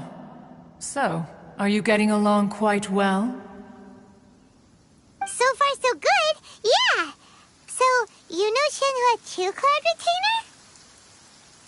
Naturally. Save for Ganyu, who spends the majority of her time in Liyue Harbor. All the Adepti living today are acquainted with Shenhe to some degree. Cool. So, what's her Adeptus name anyway? Calling her Shenhe feels kind of friendly, but also kind of disrespectful.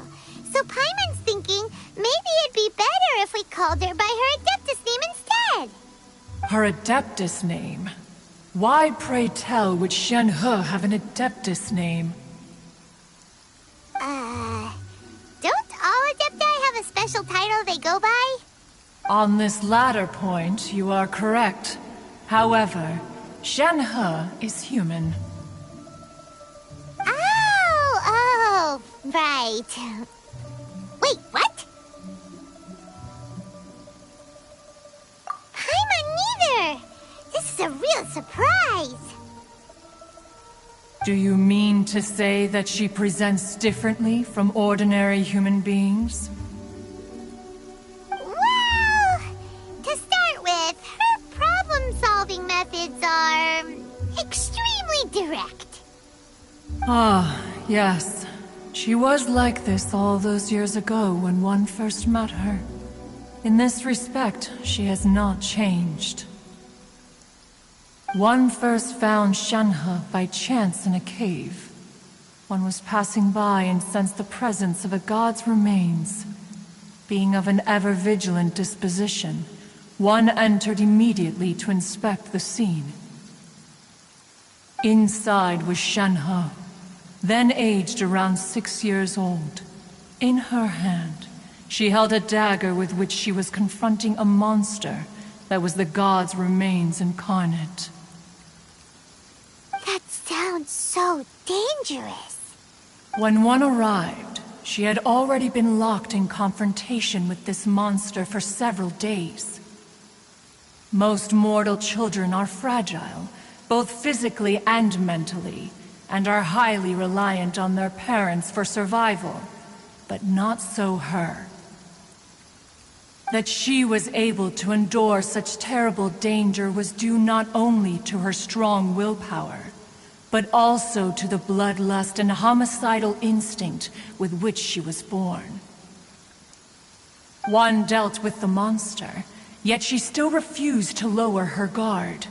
She even pointed her dagger in one's direction and remained ready to strike. Only after she was satisfied that one had no intention to cause her harm did she finally relent. She then passed out without uttering a single word. In other words, if you hadn't passed by that day, Shenhe might have... Not necessarily. Upon one's arrival, one could sense that the god's wrath was gradually receding. Even had the stalemate continued, one suspects that Shenhe may have still emerged the victor of the confrontation. That's still so dangerous, though.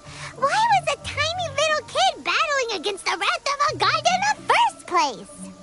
Alas, the mortal world is rife with suffering of every kind, and she had experienced her fair share of this, even at a tender age. Seeing that she was homeless, one decided to adopt her. Indeed, it is one to whom she refers. Shenhe has an extraordinary constitution, making her well adapted to practicing the Adepti arts.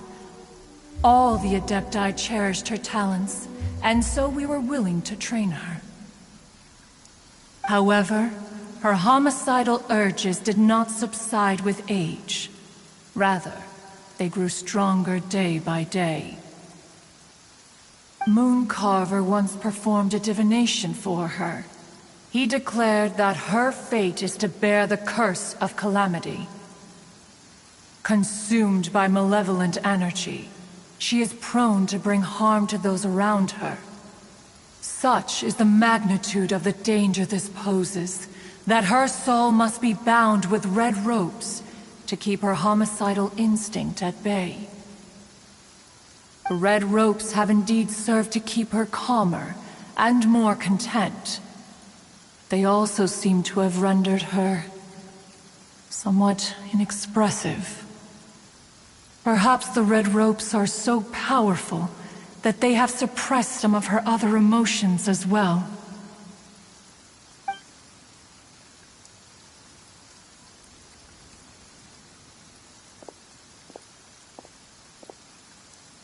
It is only by fate that people's paths may cross.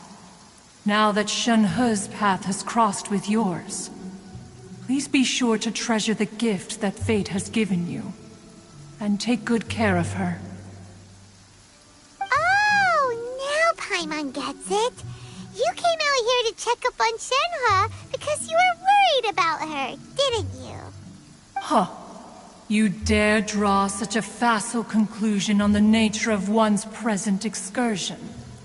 Incorrect. The truth is that while Liyue Harbor may seem peaceful today, danger is always lurking in the shadows. Ningguang once made a bold assertion that this is to be the era of the contract between Liyue and the humans. Well, one is most curious to observe how she will respond to the coming storm. If she handles it admirably, one is willing to be a witness to her achievements. But if she does not, the Adepti shall not hesitate to seize control. Let us conclude our conversation here for today. One has occupied enough of your time, and night is approaching. Be sure to get ample rest.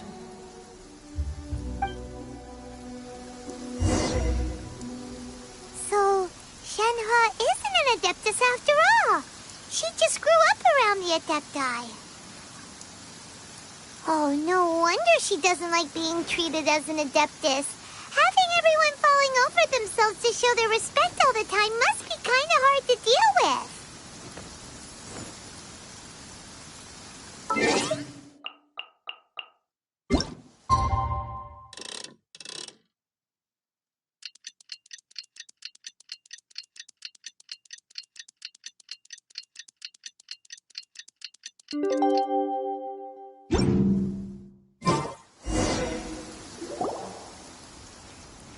Hey, so, Shenhe... Master has relayed my situation to you, I take it. Oh? How did you know? I'd intended to wait until you came back before going to sleep, but I didn't hear you come in. I was worried that something may have happened to you, so I went outside to check and caught sight of my master. On top of this, you have been acting very strangely around me this morning, causing me to suspect that my master must have told you everything about me. After all, Master is... very talkative. Sorry, Shenhe. Paimon had you down as an Adeptus this whole time, but it turns out Paimon was wrong. It's okay. I don't mind. The fault is mine for not explaining everything to you sooner, because in my experience, trying to explain is a futile pursuit. Still, though you mistook me for an Adeptus, you never treated me as distant and unapproachable. Instead, you treated me as you would a friend. For this, I am very grateful indeed. To be fair, we've met our fair share of real Adepti, too. Anyway, now it's settled. From now on, you're our friend. Whether you're an Adeptus or a human isn't the important thing. First and foremost, we're just plain old friends. Got it. Although I don't know quite what it entails in terms of what I have to do, I must say I like the title friend very much indeed. Great! Well, now that we're all rested up, we should start searching for the other 2 items on the list. But before we do that, let's go to the building site and ask Ningguang's little helper how the progress is going. After all, Sunset Vermilionite is so rare. Paimon doubts many competitors will really be able to find any. If it turns out some of them have given up already, we'll be able to take things a little more slowly. Oh, and another thing. We bought some grilled chicken drumsticks on the way back last night. There was a place just outside. Here's one for you, Shenhe. Try it! They're so good. I concur. It has a rich flavor, far more agreeable than those I've cooked for myself in the wilderness in the past.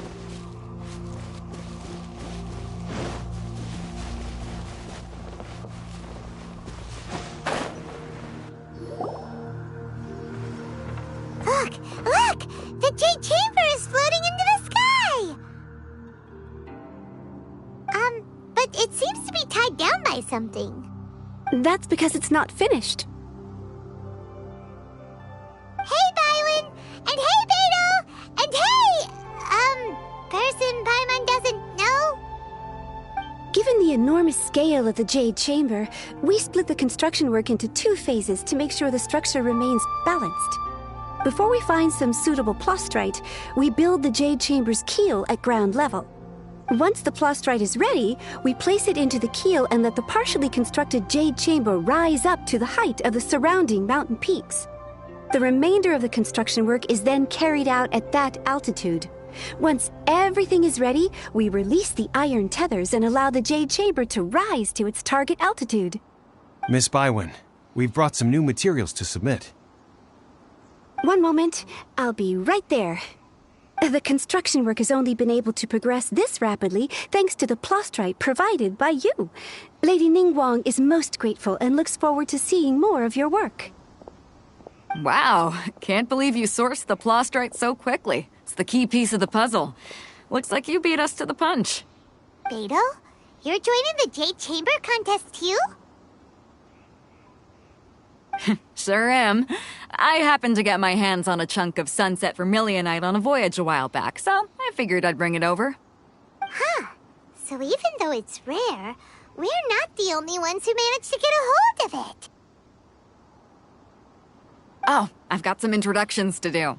This is the renowned Miss Yun, or Yunjin, probably the most famous figure in the Liyue opera scene. Greetings.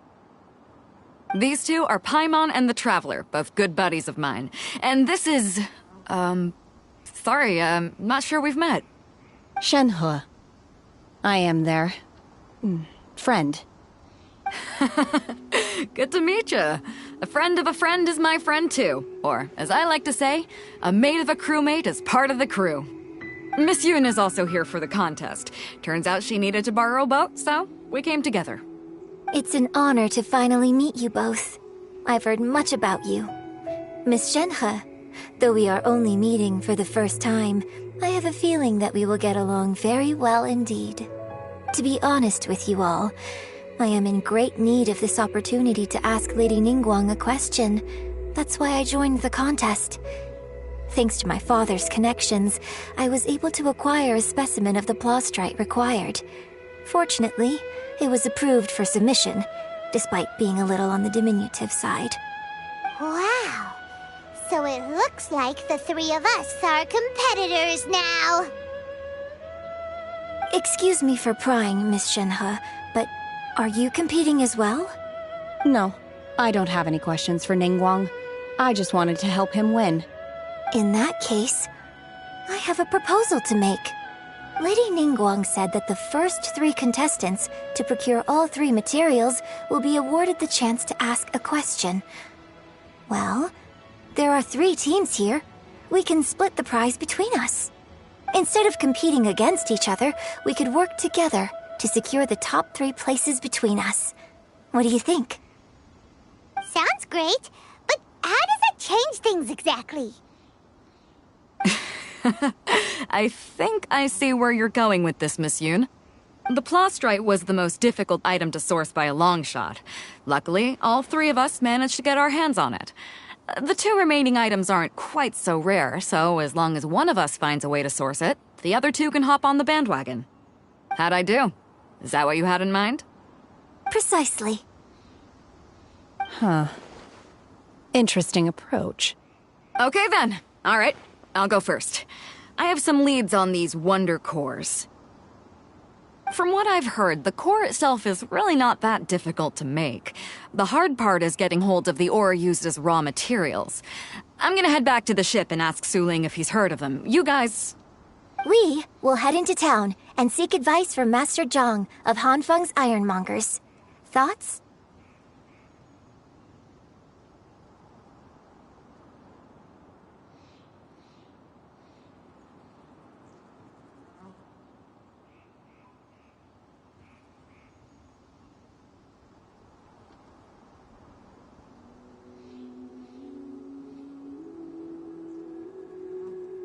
Wonderful. We'll split into teams then, and whoever makes progress first brings all of us a step closer to victory. I'm gonna take off. See you later.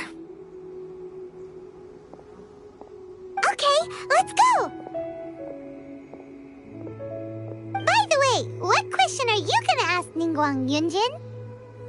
I'm looking for a venue to host the performance of our new opera. Lady Ningguang has excellent judgment, so I would like to hear her opinion.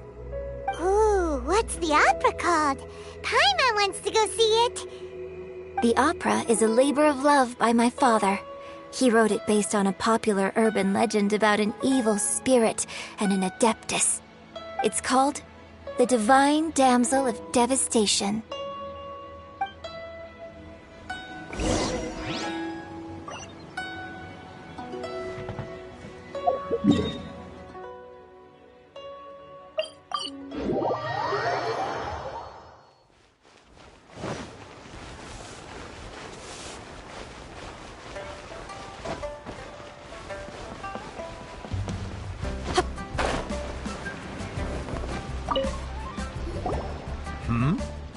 hello. Are you here for something off the shelf, or do you need something forged? Excuse me, Master Zhang. We were wondering if you'd heard of something called a Wonder Core. Of course I have. Sorry, who's asking? My name is Yunjin.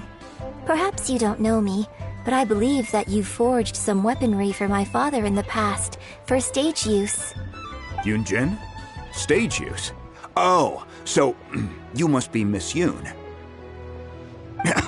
Sorry, my brain's finally caught up. It's not used to doing much beyond bashing a hammer all day. Everyone's heard of you, Miss Yoon, even folks who don't make it to the opera all that often. Like myself. So, you're here to ask about Wonder Cores, huh? As it happens, I do know how to make them. Matter of fact, I made some for Lady Ningguang back when she was building the original Jade Chamber. The types of ore needed to make Wonder Cores are a little hard to come by. Lady Ningguang supplied them herself last time. I don't suppose you've brought any yourselves? No, we were gonna ask you what kinds of ore we need. Sure. Well, you'll need two kinds. Star Splinter Iron and Subrosium. If I remember correctly, Lady Ningguang sourced her Star Splinter Iron from the Mount Tianheng area. They say it resonates with visions. It could take some work, but if you stick with it, you'll find some eventually. As for the Subrosium, though, that's trickier. It's all but unheard of on the market. I'm really not sure. Sorry. What I've heard is that the people around Mount Tianheng have some sort of magic trick that can pinpoint the location of the stuff. Of course, it's probably just hearsay. If you want my advice, start by looking for Star Splinter Iron around Mount Tianheng. And if you run into any locals, ask them a few questions about Subrosium. Mount Tianheng. Interestingly enough, the story of the divine damsel of devastation also takes place on that mountain. I hear the view there is quite spectacular. A favorite destination of the Adepti, in fact. Perhaps it can give me some inspiration. Let's not delay. We should head straight there.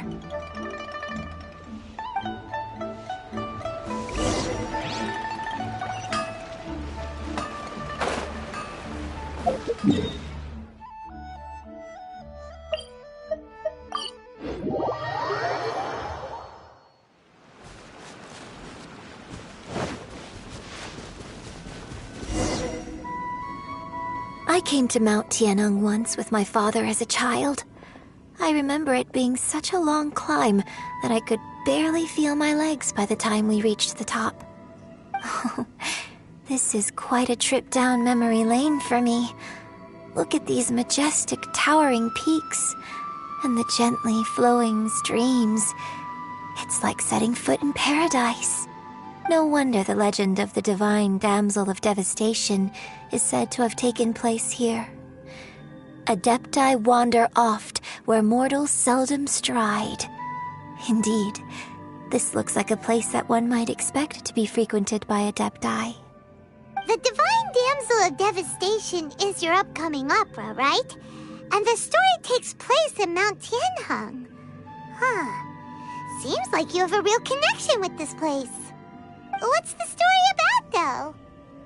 It's the story of a girl becoming a hero. Cool! A hero story? They're Paimon's favorite! The legend first arose in this area. It is said that there used to be a prosperous village on the mountain. In that village, there was a loving couple who were completely devoted to one another. One day, a terrifying monster appeared.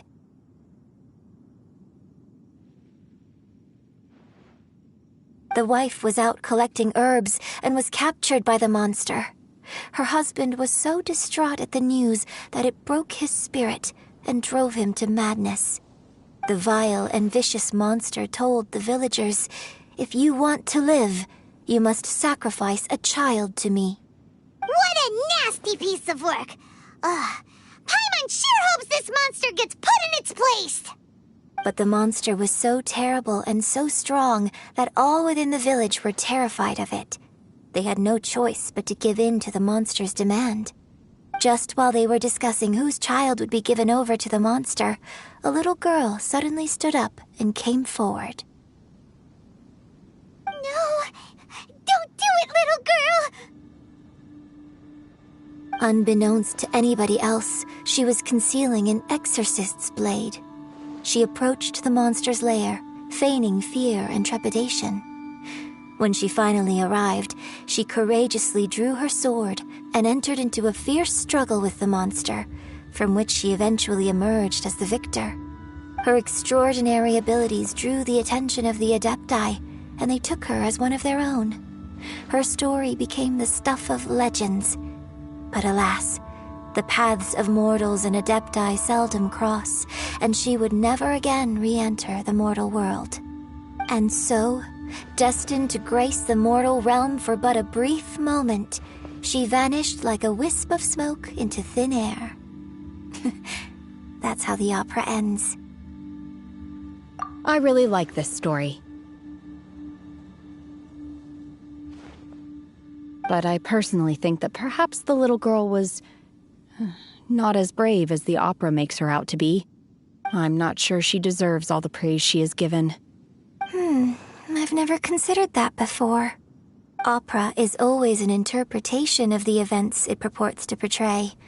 A certain degree of deviation from the truth is always inevitable. When my father wrote the script for this play, I suppose his intention was to inspire his audience with the character of the divine damsel. I think it's a great story. The ideal story. Well, it sure inspired Paimon! Let's go get ourselves some Star Splinter Iron! Yeah!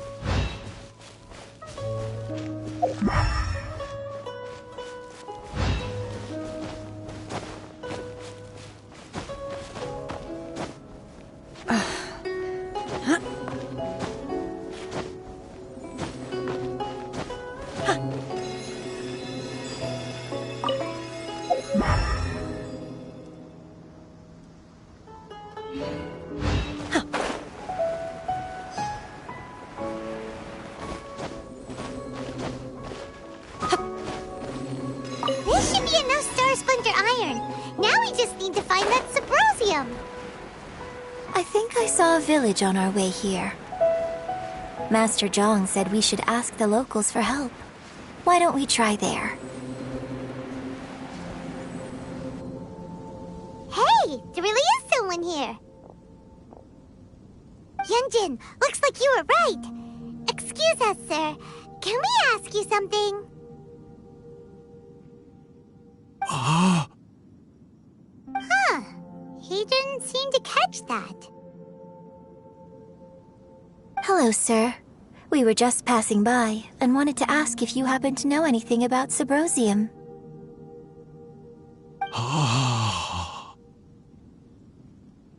Is he trying to tell us to look for clues in the village? Well, whatever. Guess we're on our own here. Shenhe, Yunjin, let's have a look around. Sorry, you can go ahead without me. I'd like to have a word with this gentleman. If that's okay with you, Uncle Mingjin. It's... Shenhe. Shenhe. You're alive. The rumors were true. So, all these years? I'm sorry, I don't know how to find Subrosium, but I think you can find some information in the village. This place is deserted now. No one ever comes here, so you can rummage around all you want. Huh? You know this guy, Shenhe?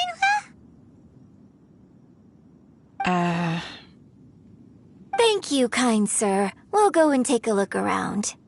Don't worry. Mingjin has no ill intention towards Miss Shenhe. She'll be quite safe.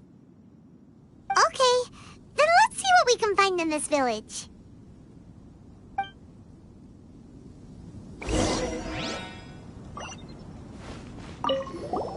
I came back here once before, a few years ago. Alone. I hid it from Master at the time. It was deserted then, too, except for a few low-life bandits. Everyone and everything I remembered was long gone.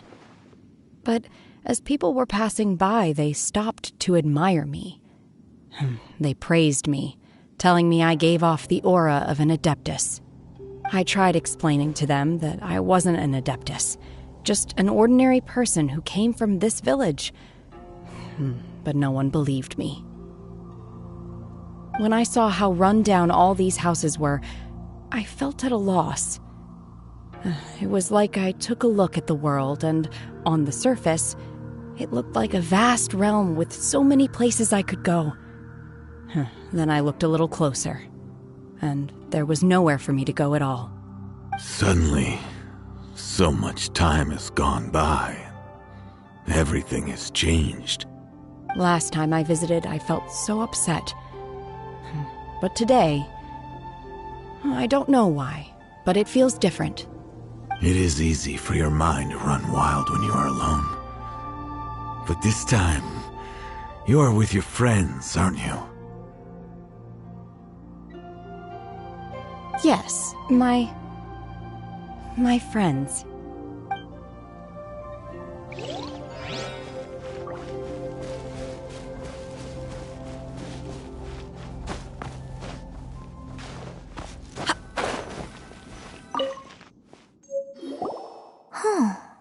What's this?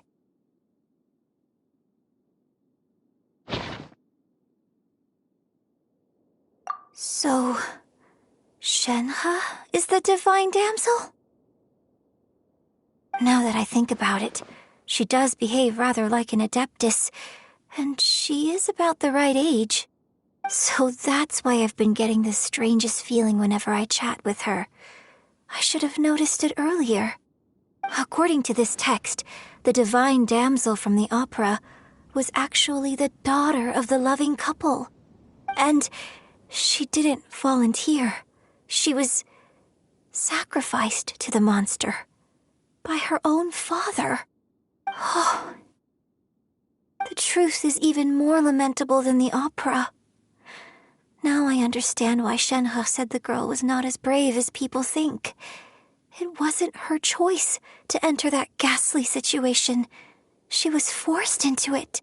Oh, it looks like my father may need to make a few revisions to his beloved opera.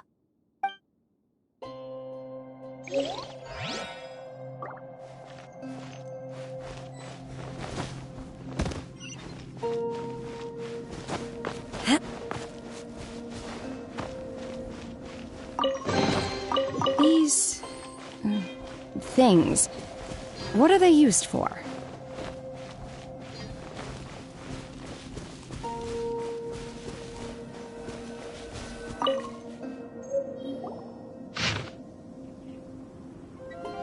So it seems that Shenhe's father thought he was summoning a benevolent deity using a magic incantation.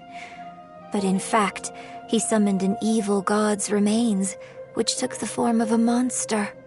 His obsessive yearning for his deceased wife led to a terrible tragedy.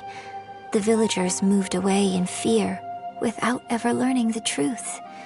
And now, this place is deserted. Still, I do wonder what the connection is between Shenhe and Mingjin. We've looked everywhere, but still no mention of Subrosium. Let's have a look over there.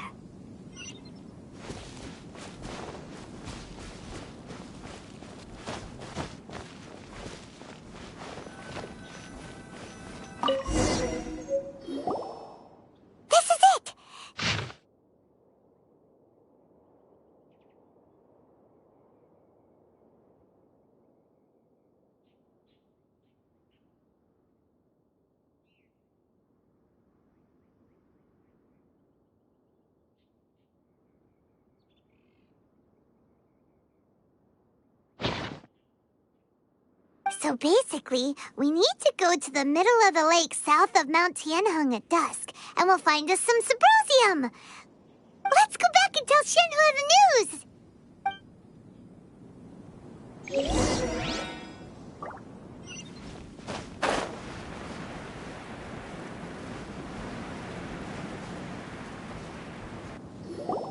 One year when I was back visiting, I heard a story about a white-haired adeptus from a merchant passing by. I never imagined it was you. I was a very close friend of your father's. I could have stopped him from performing the summoning ritual.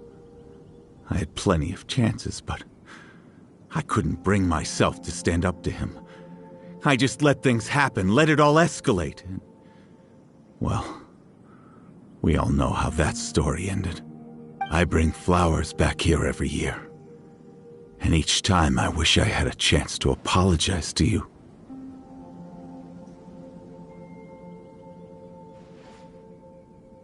Apologize for what? If you'd stopped him, he'd only have found another way.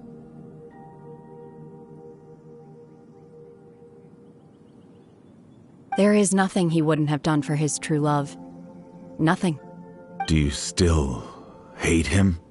I don't know what I feel. I'm told my fate is to bear the curse of calamity, so my master bound my soul with red ropes to curb my aggression. But it also dampened my emotions, making me dispassionate, like the Adepti.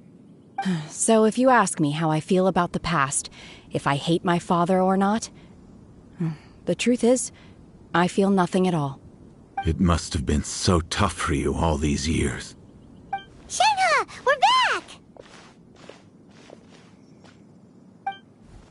Oh, then I will leave you all in peace. Shenhe, it brings me some solace knowing that you are okay.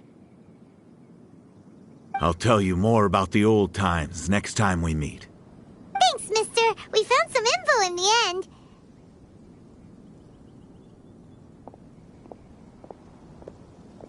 Shenhe, look! This tells us how to find Symposium. All we gotta do is go to the middle of that lake. Let's go then.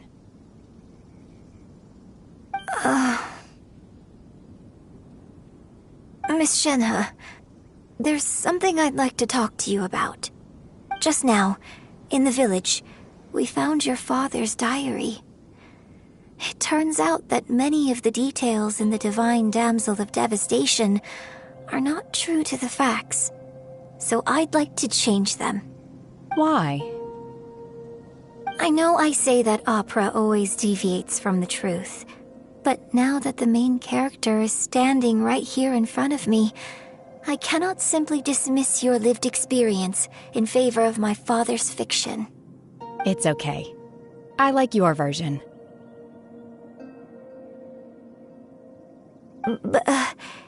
Huh?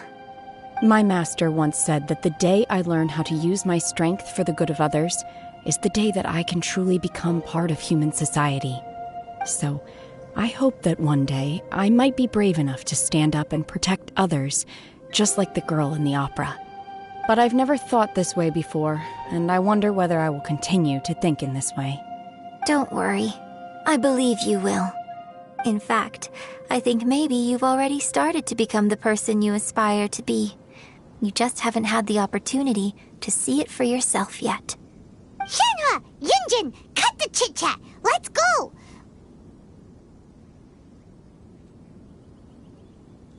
We can't let someone else beat us to it!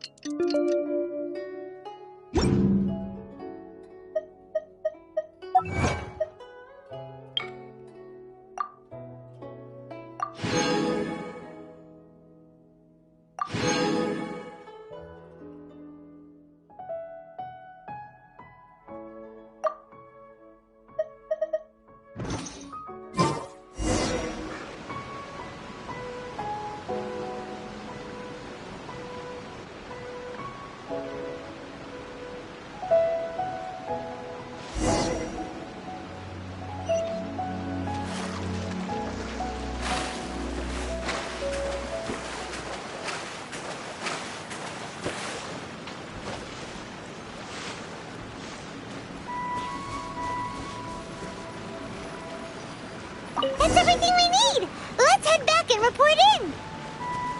Paimon's curious if Beto's made any progress.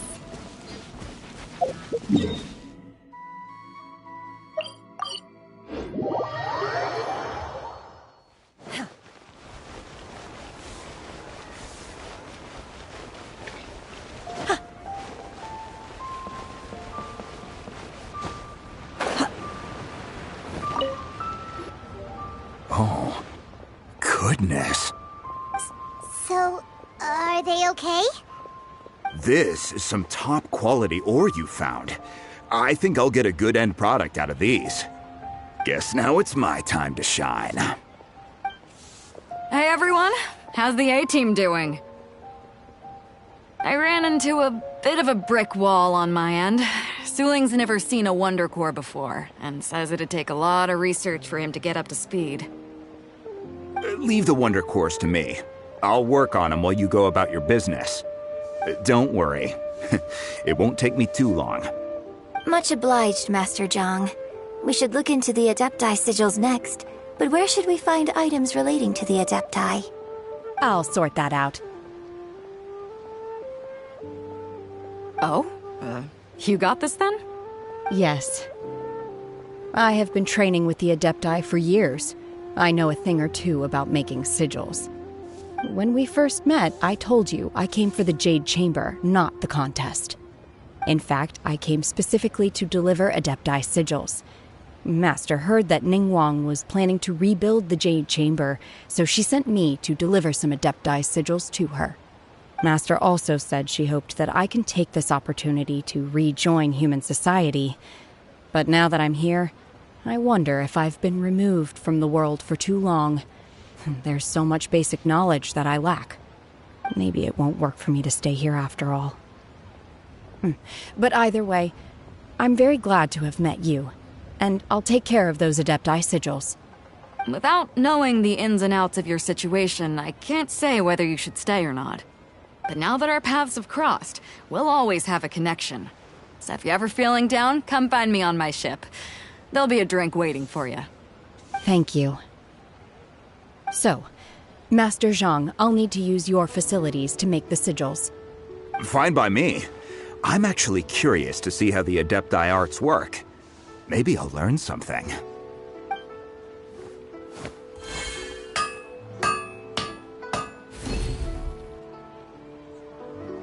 Whew. The sigils are ready.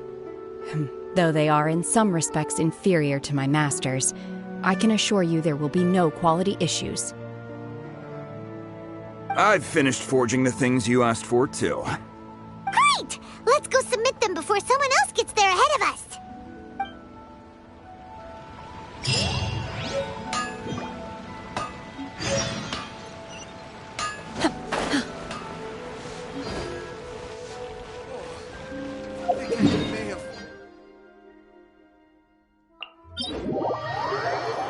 In the mortal world at times like these, is it not customary to use an umbrella?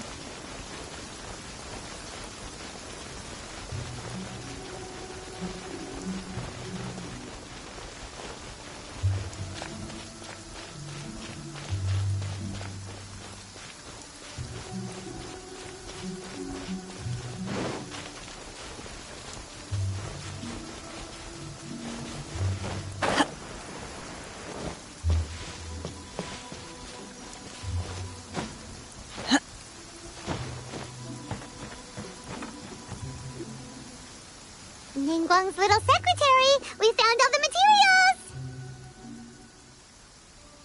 Oh, already? All three of you found them together. Okay, I see. The Wonder Claws and Adepti sigils look good. It seems that we found our winners.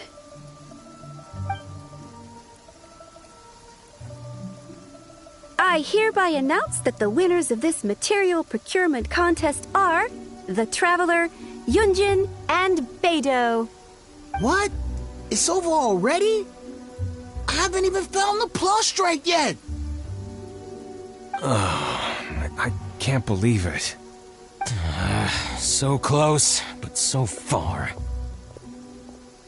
I'd like to invite our three winners to please proceed to the Jade Chamber, where Lady Ningguang is waiting for you. Huh? Where's Beidou? She was right here! Captain Beidou has some business to attend to. She will join later. Please come with me for now. Alright then, guess we'll head on up to the Jade Chamber first. This has been a long time coming. The last time we went up to the Jade Chamber was ages ago.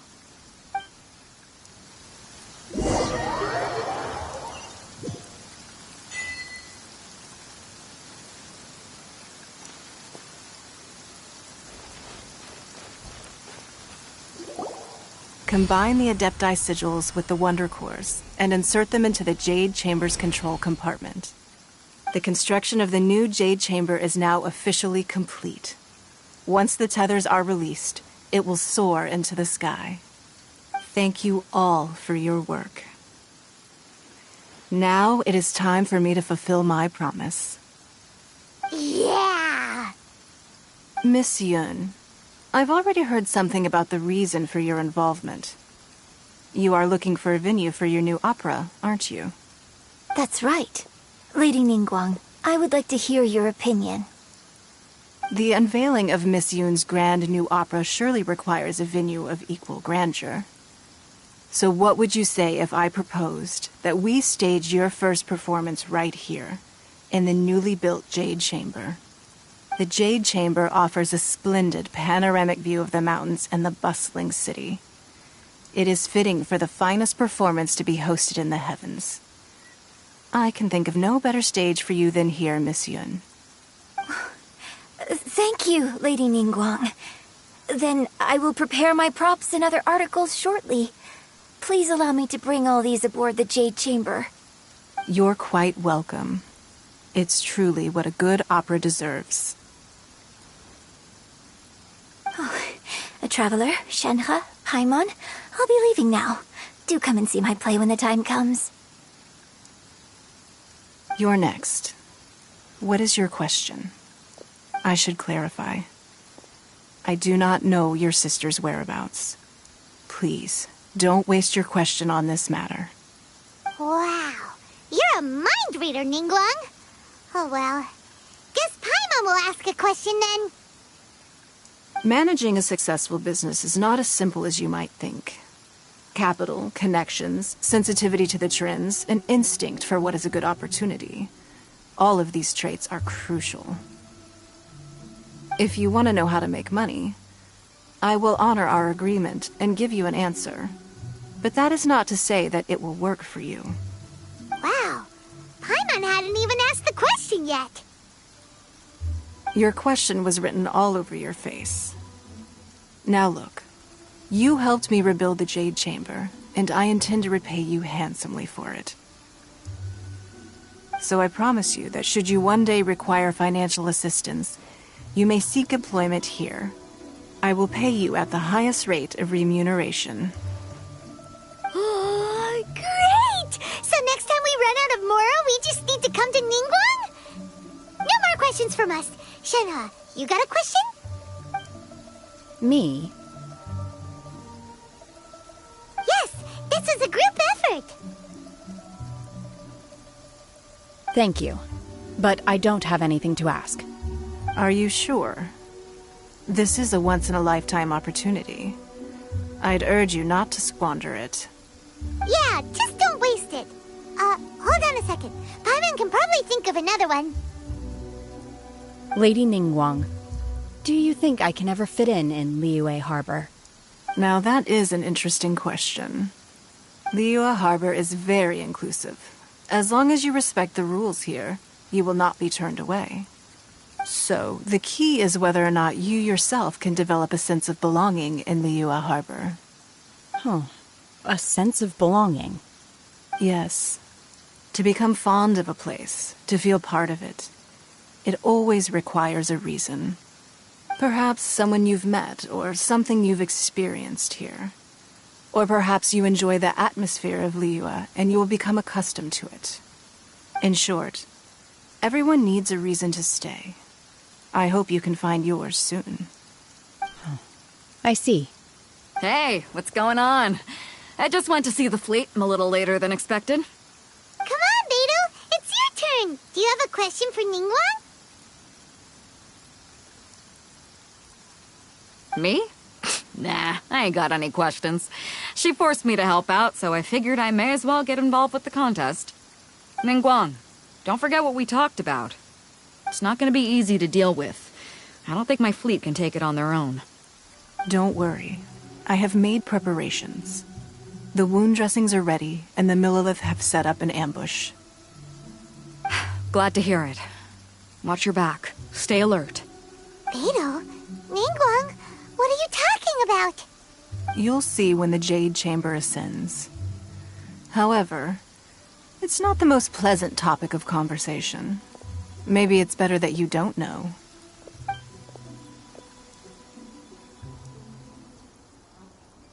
When I first set foot in the Jade Chamber, I stood at the edge of the platform and looked down upon Liyue Harbor far below. At that time, I dreamed that one day the Jade Chamber's shadow would be seen in all 7 nations of Teyvat. My wish has not changed to this very day. However, it is not only out of consideration for myself that I have built the Jade Chamber anew at this time. I hope the Jade Chamber will always float in the skies above Liyue Harbor, bearing witness to the prosperity and peace of the human world. And I hope that you can all witness it with me. Let the Ascension ceremony commence!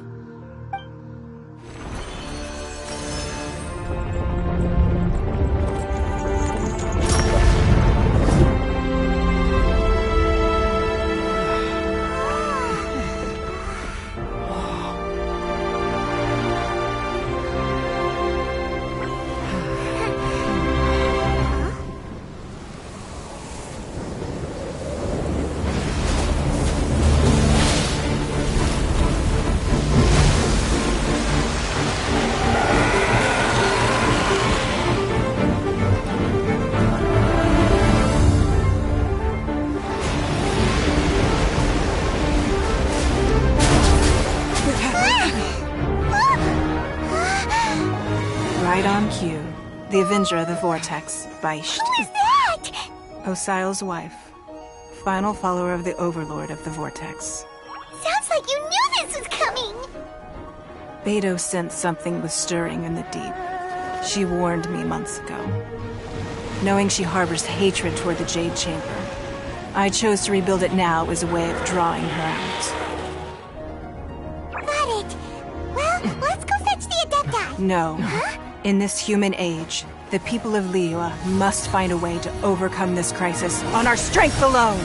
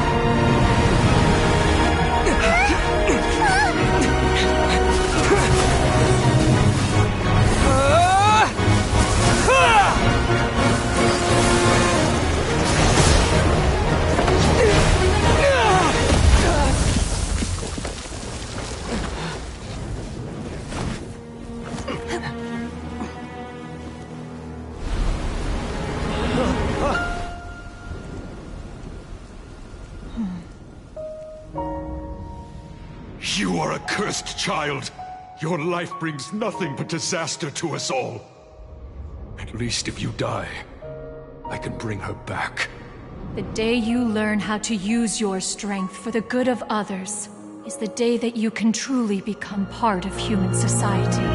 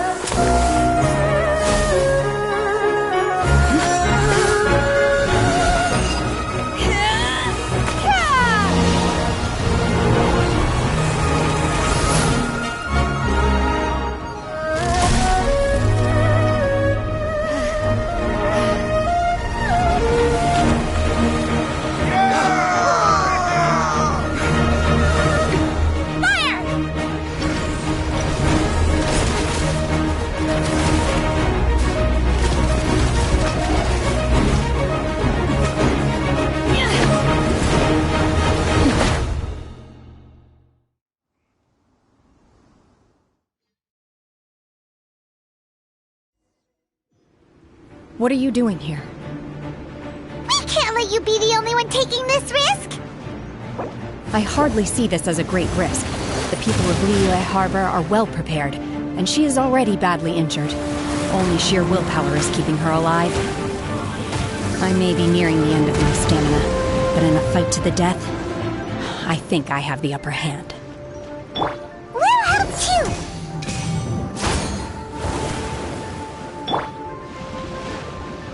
My will embodied! I must leave no stone unturned, as a dutiful maid would.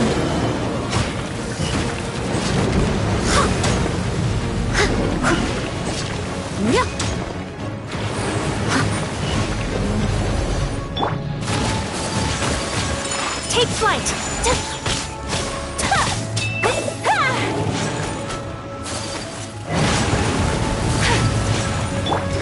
Flags fly! My will embodied!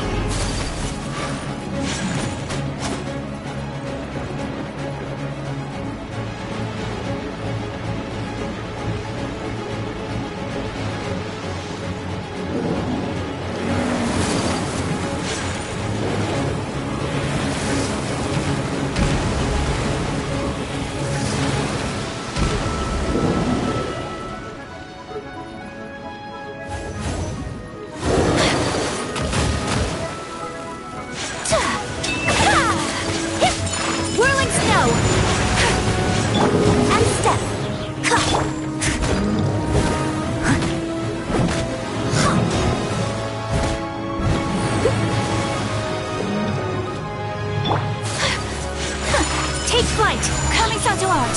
Sumetsu! Yeah!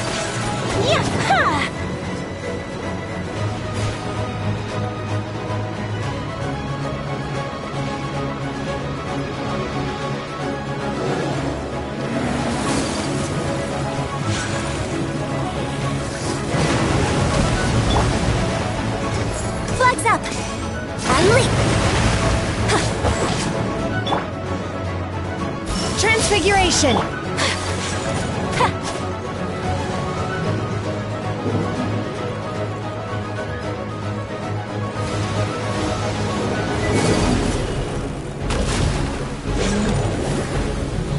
My apologies!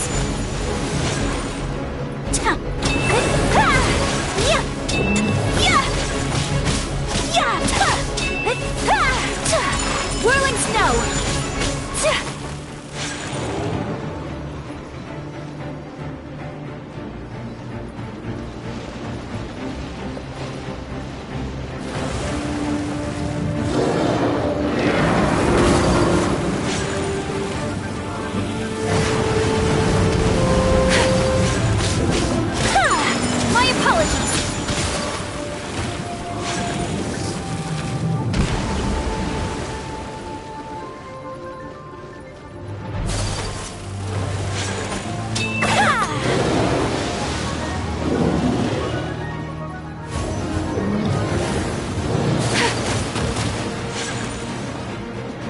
Unthinkable!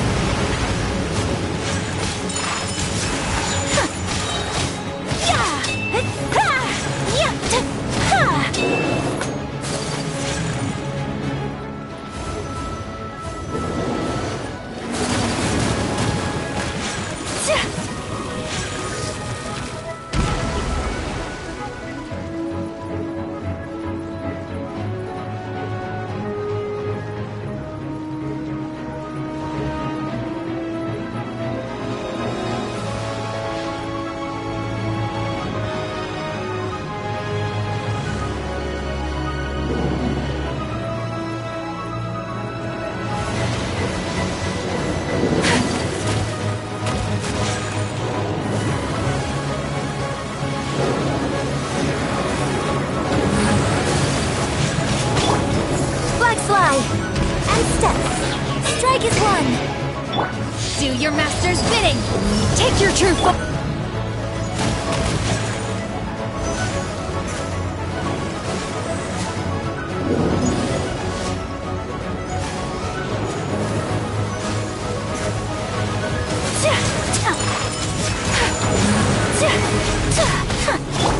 As a good knight should.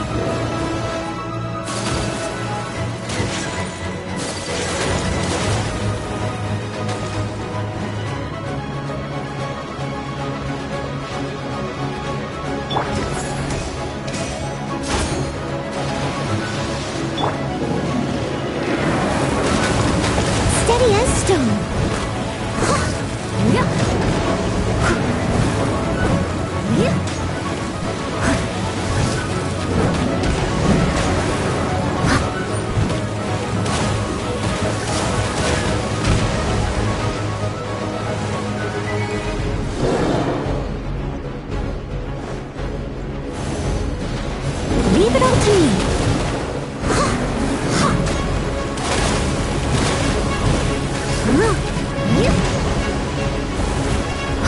Someone needs assistance. Flags up!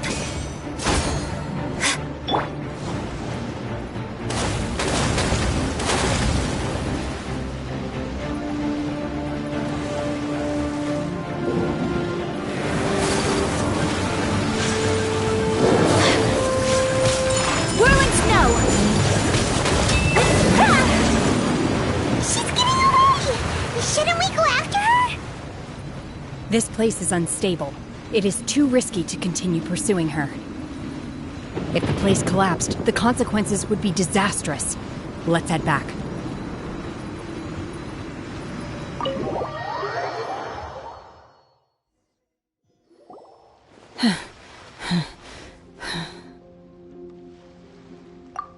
I'm just a little exhausted.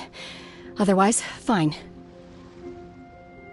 I wanted to deal with it myself. I didn't expect you to follow me. Don't worry. She's not coming back anytime soon. After an injury like that, she'll likely seek refuge somewhere else. How did things go underwater? It's been dealt with. She was injured before entering the water. It didn't take too much effort to finish the job. Good. So the crisis has been safely averted. When you visit the Jade Chamber in the future, you will be afforded generous treatment. Lady Ningguang, the fleet reports that the sea monster has left Guyan Stone Forest and the surrounding waters have returned to normal. Thank you. How are the Millilith? Thanks to the medical supplies you prepared and Lady Keqing's command, our losses were minimal. Of course, we owe huge thanks to this young lady for her help. On behalf of the entire Millilith, thank you for your service.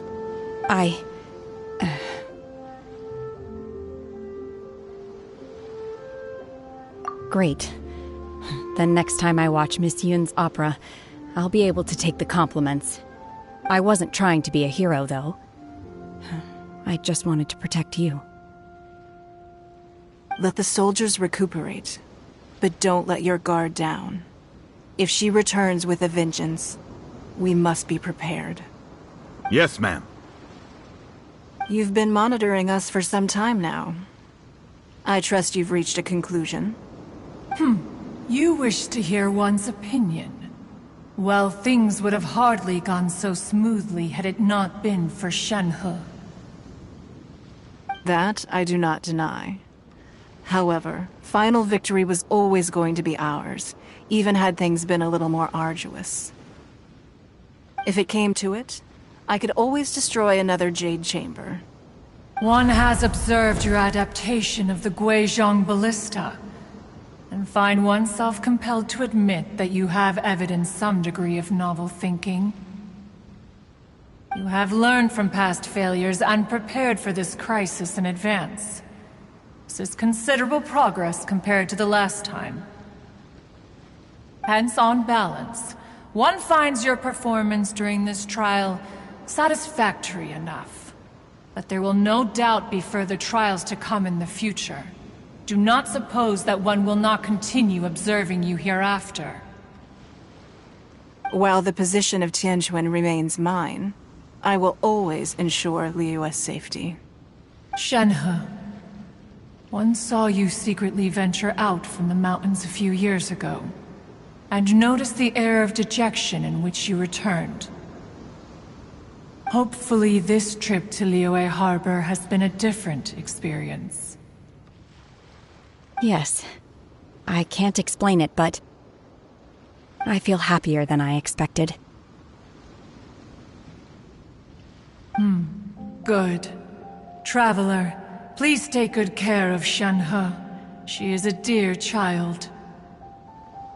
In fact, one has many fond memories of Shenhe's childhood that she may be interested to hear about. There'll be no need for that. Oh. They are all like this. Fine. Since you care not to listen, one shan't be telling you.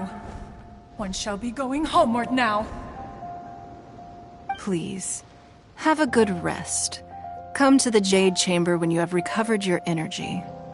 We must celebrate both the completion of the Jade Chamber and the fact that Liyue has weathered another crisis. This banquet must be the most spectacular ever.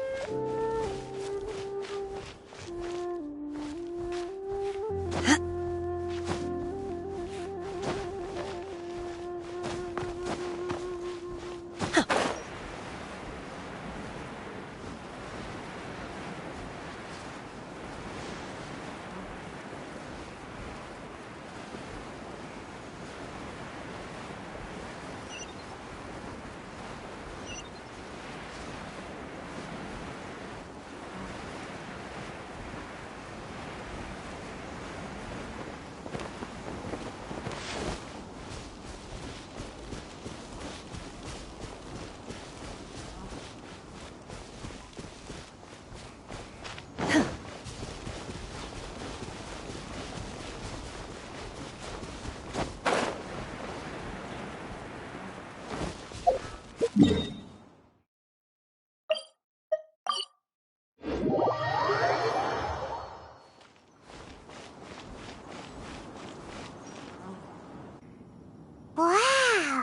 Everyone's already seated!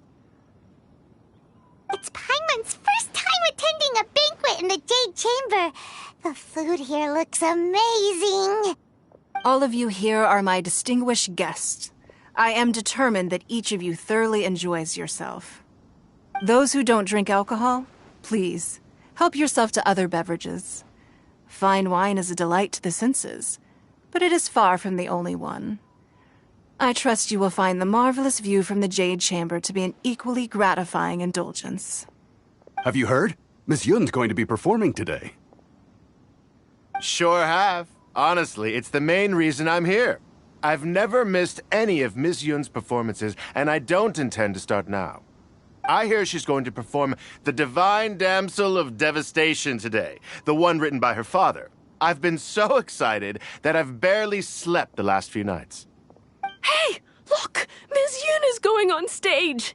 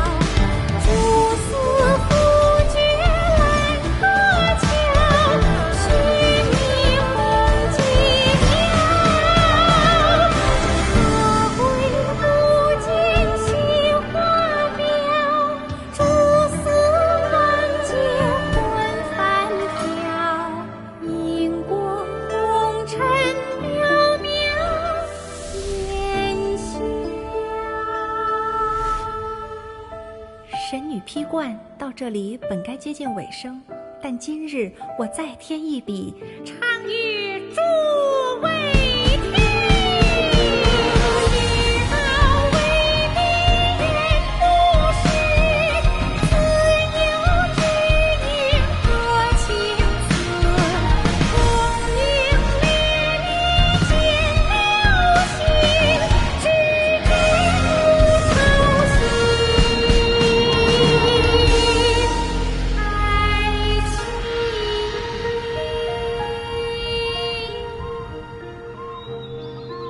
时鹤归，茫茫天地无依靠，孤身离去。今日再会，新朋旧友坐满堂，共聚此时。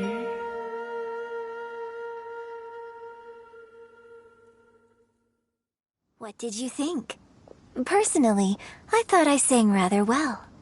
It was beautiful. Paimon wants to learn too. It was wonderful. Also, thank you.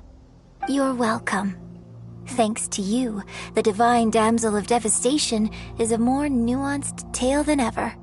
The play has an ending, but life goes on. I believe you will find a way to fit in Liyue Harbor. Thank you. I think I've found the opportunity I needed to change. Ms. Yun, here you are. Great to see you. Huh? Hey, this young lady with the white hair looks like some kind of VIP. Yeah, that's it, like an Adeptus. Wait, you're the girl from the opera, aren't you? The divine damsel herself. And look who else we have here, the illustrious traveler. Well, I'll be.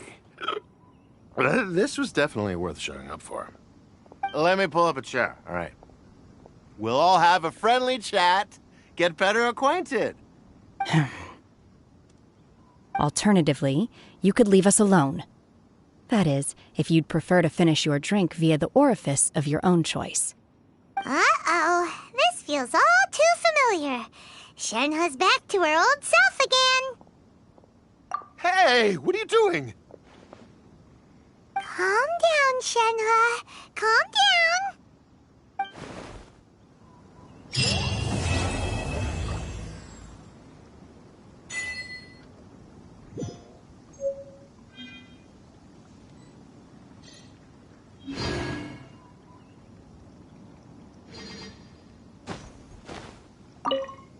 To act, one must first feel. After our trip to Mount Tianheng together, I felt much more in touch with the character today. I believe I was able to deliver a more profound performance because of it. Next time I have a new opera, may we study the character together again.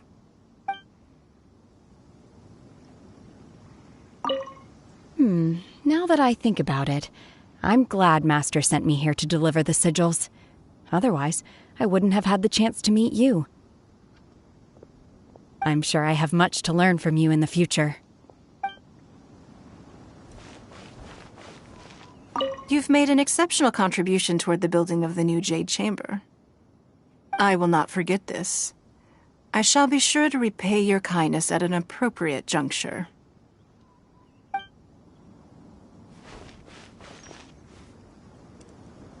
More wine! More wine!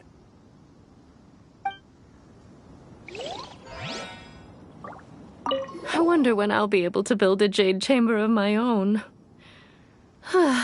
It'll take a lot more wealth than I have now. But hey, you've got to dream big. Who knows? If I keep working at it, maybe one day.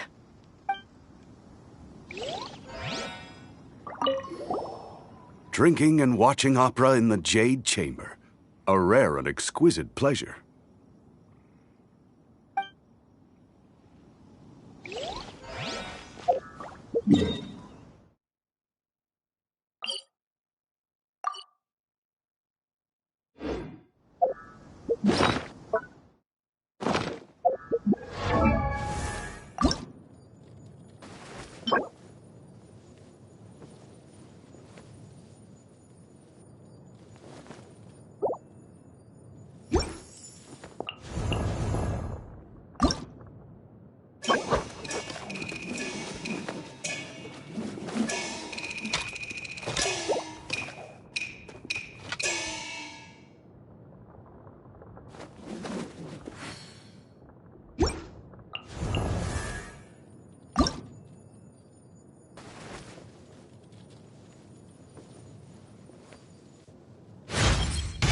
If my master were to learn about this, she'd probably have me add some more red ropes.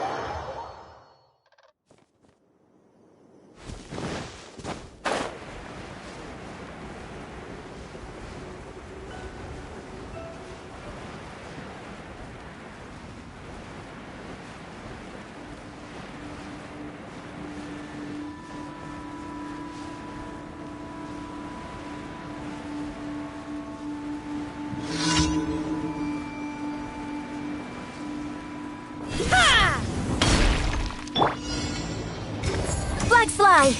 And leap!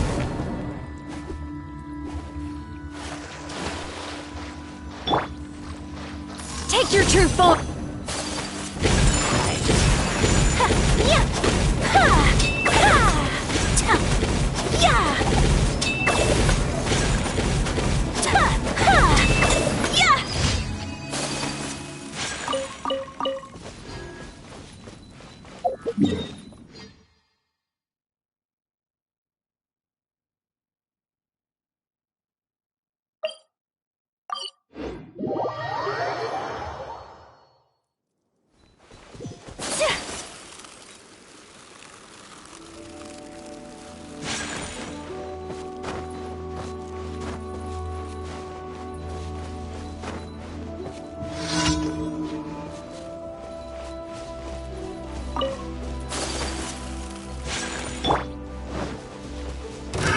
Another test subject.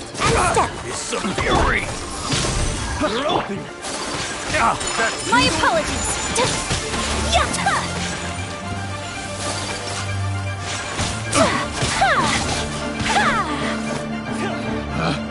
Picked the wrong test subject.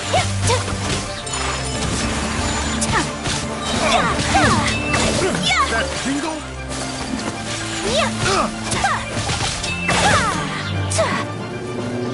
Take my hammer. Watch the costume! Flags out! And step! True...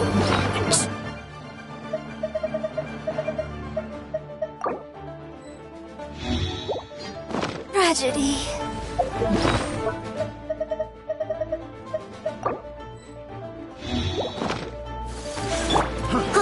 Steady as stone. Someone needs assistance. Cryo incarnate! Take flight!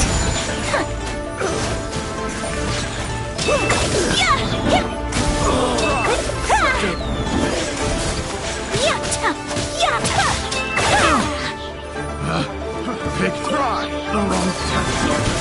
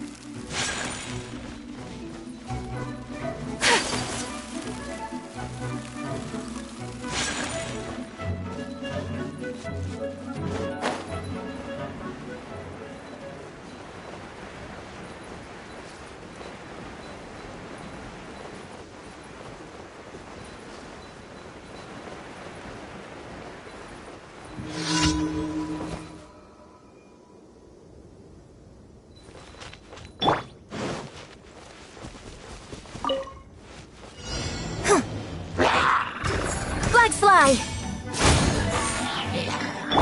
My will involve...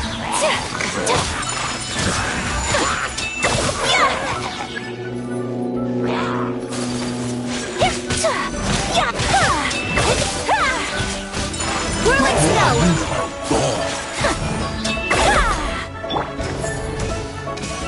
And step! My will involve...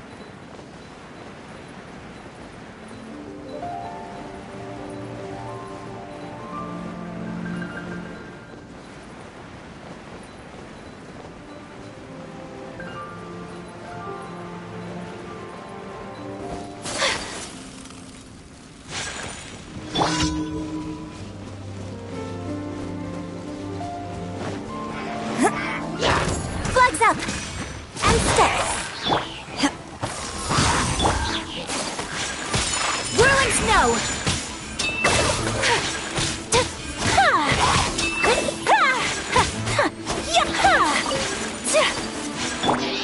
Your grand finale!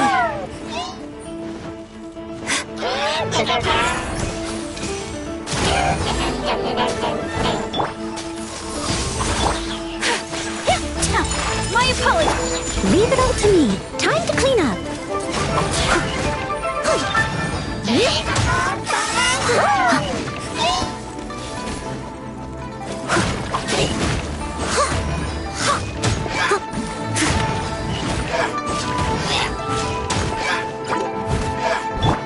Take flight!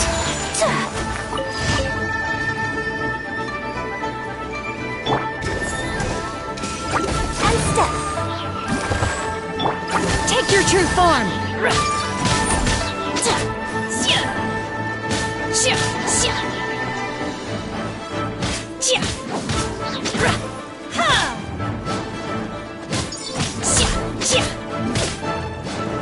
My will embodied.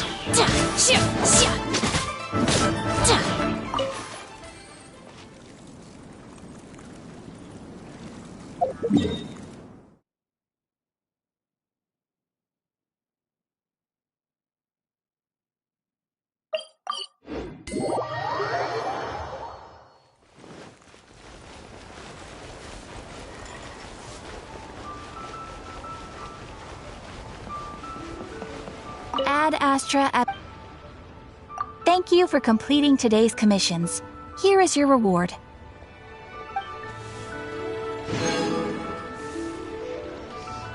Ad Astra.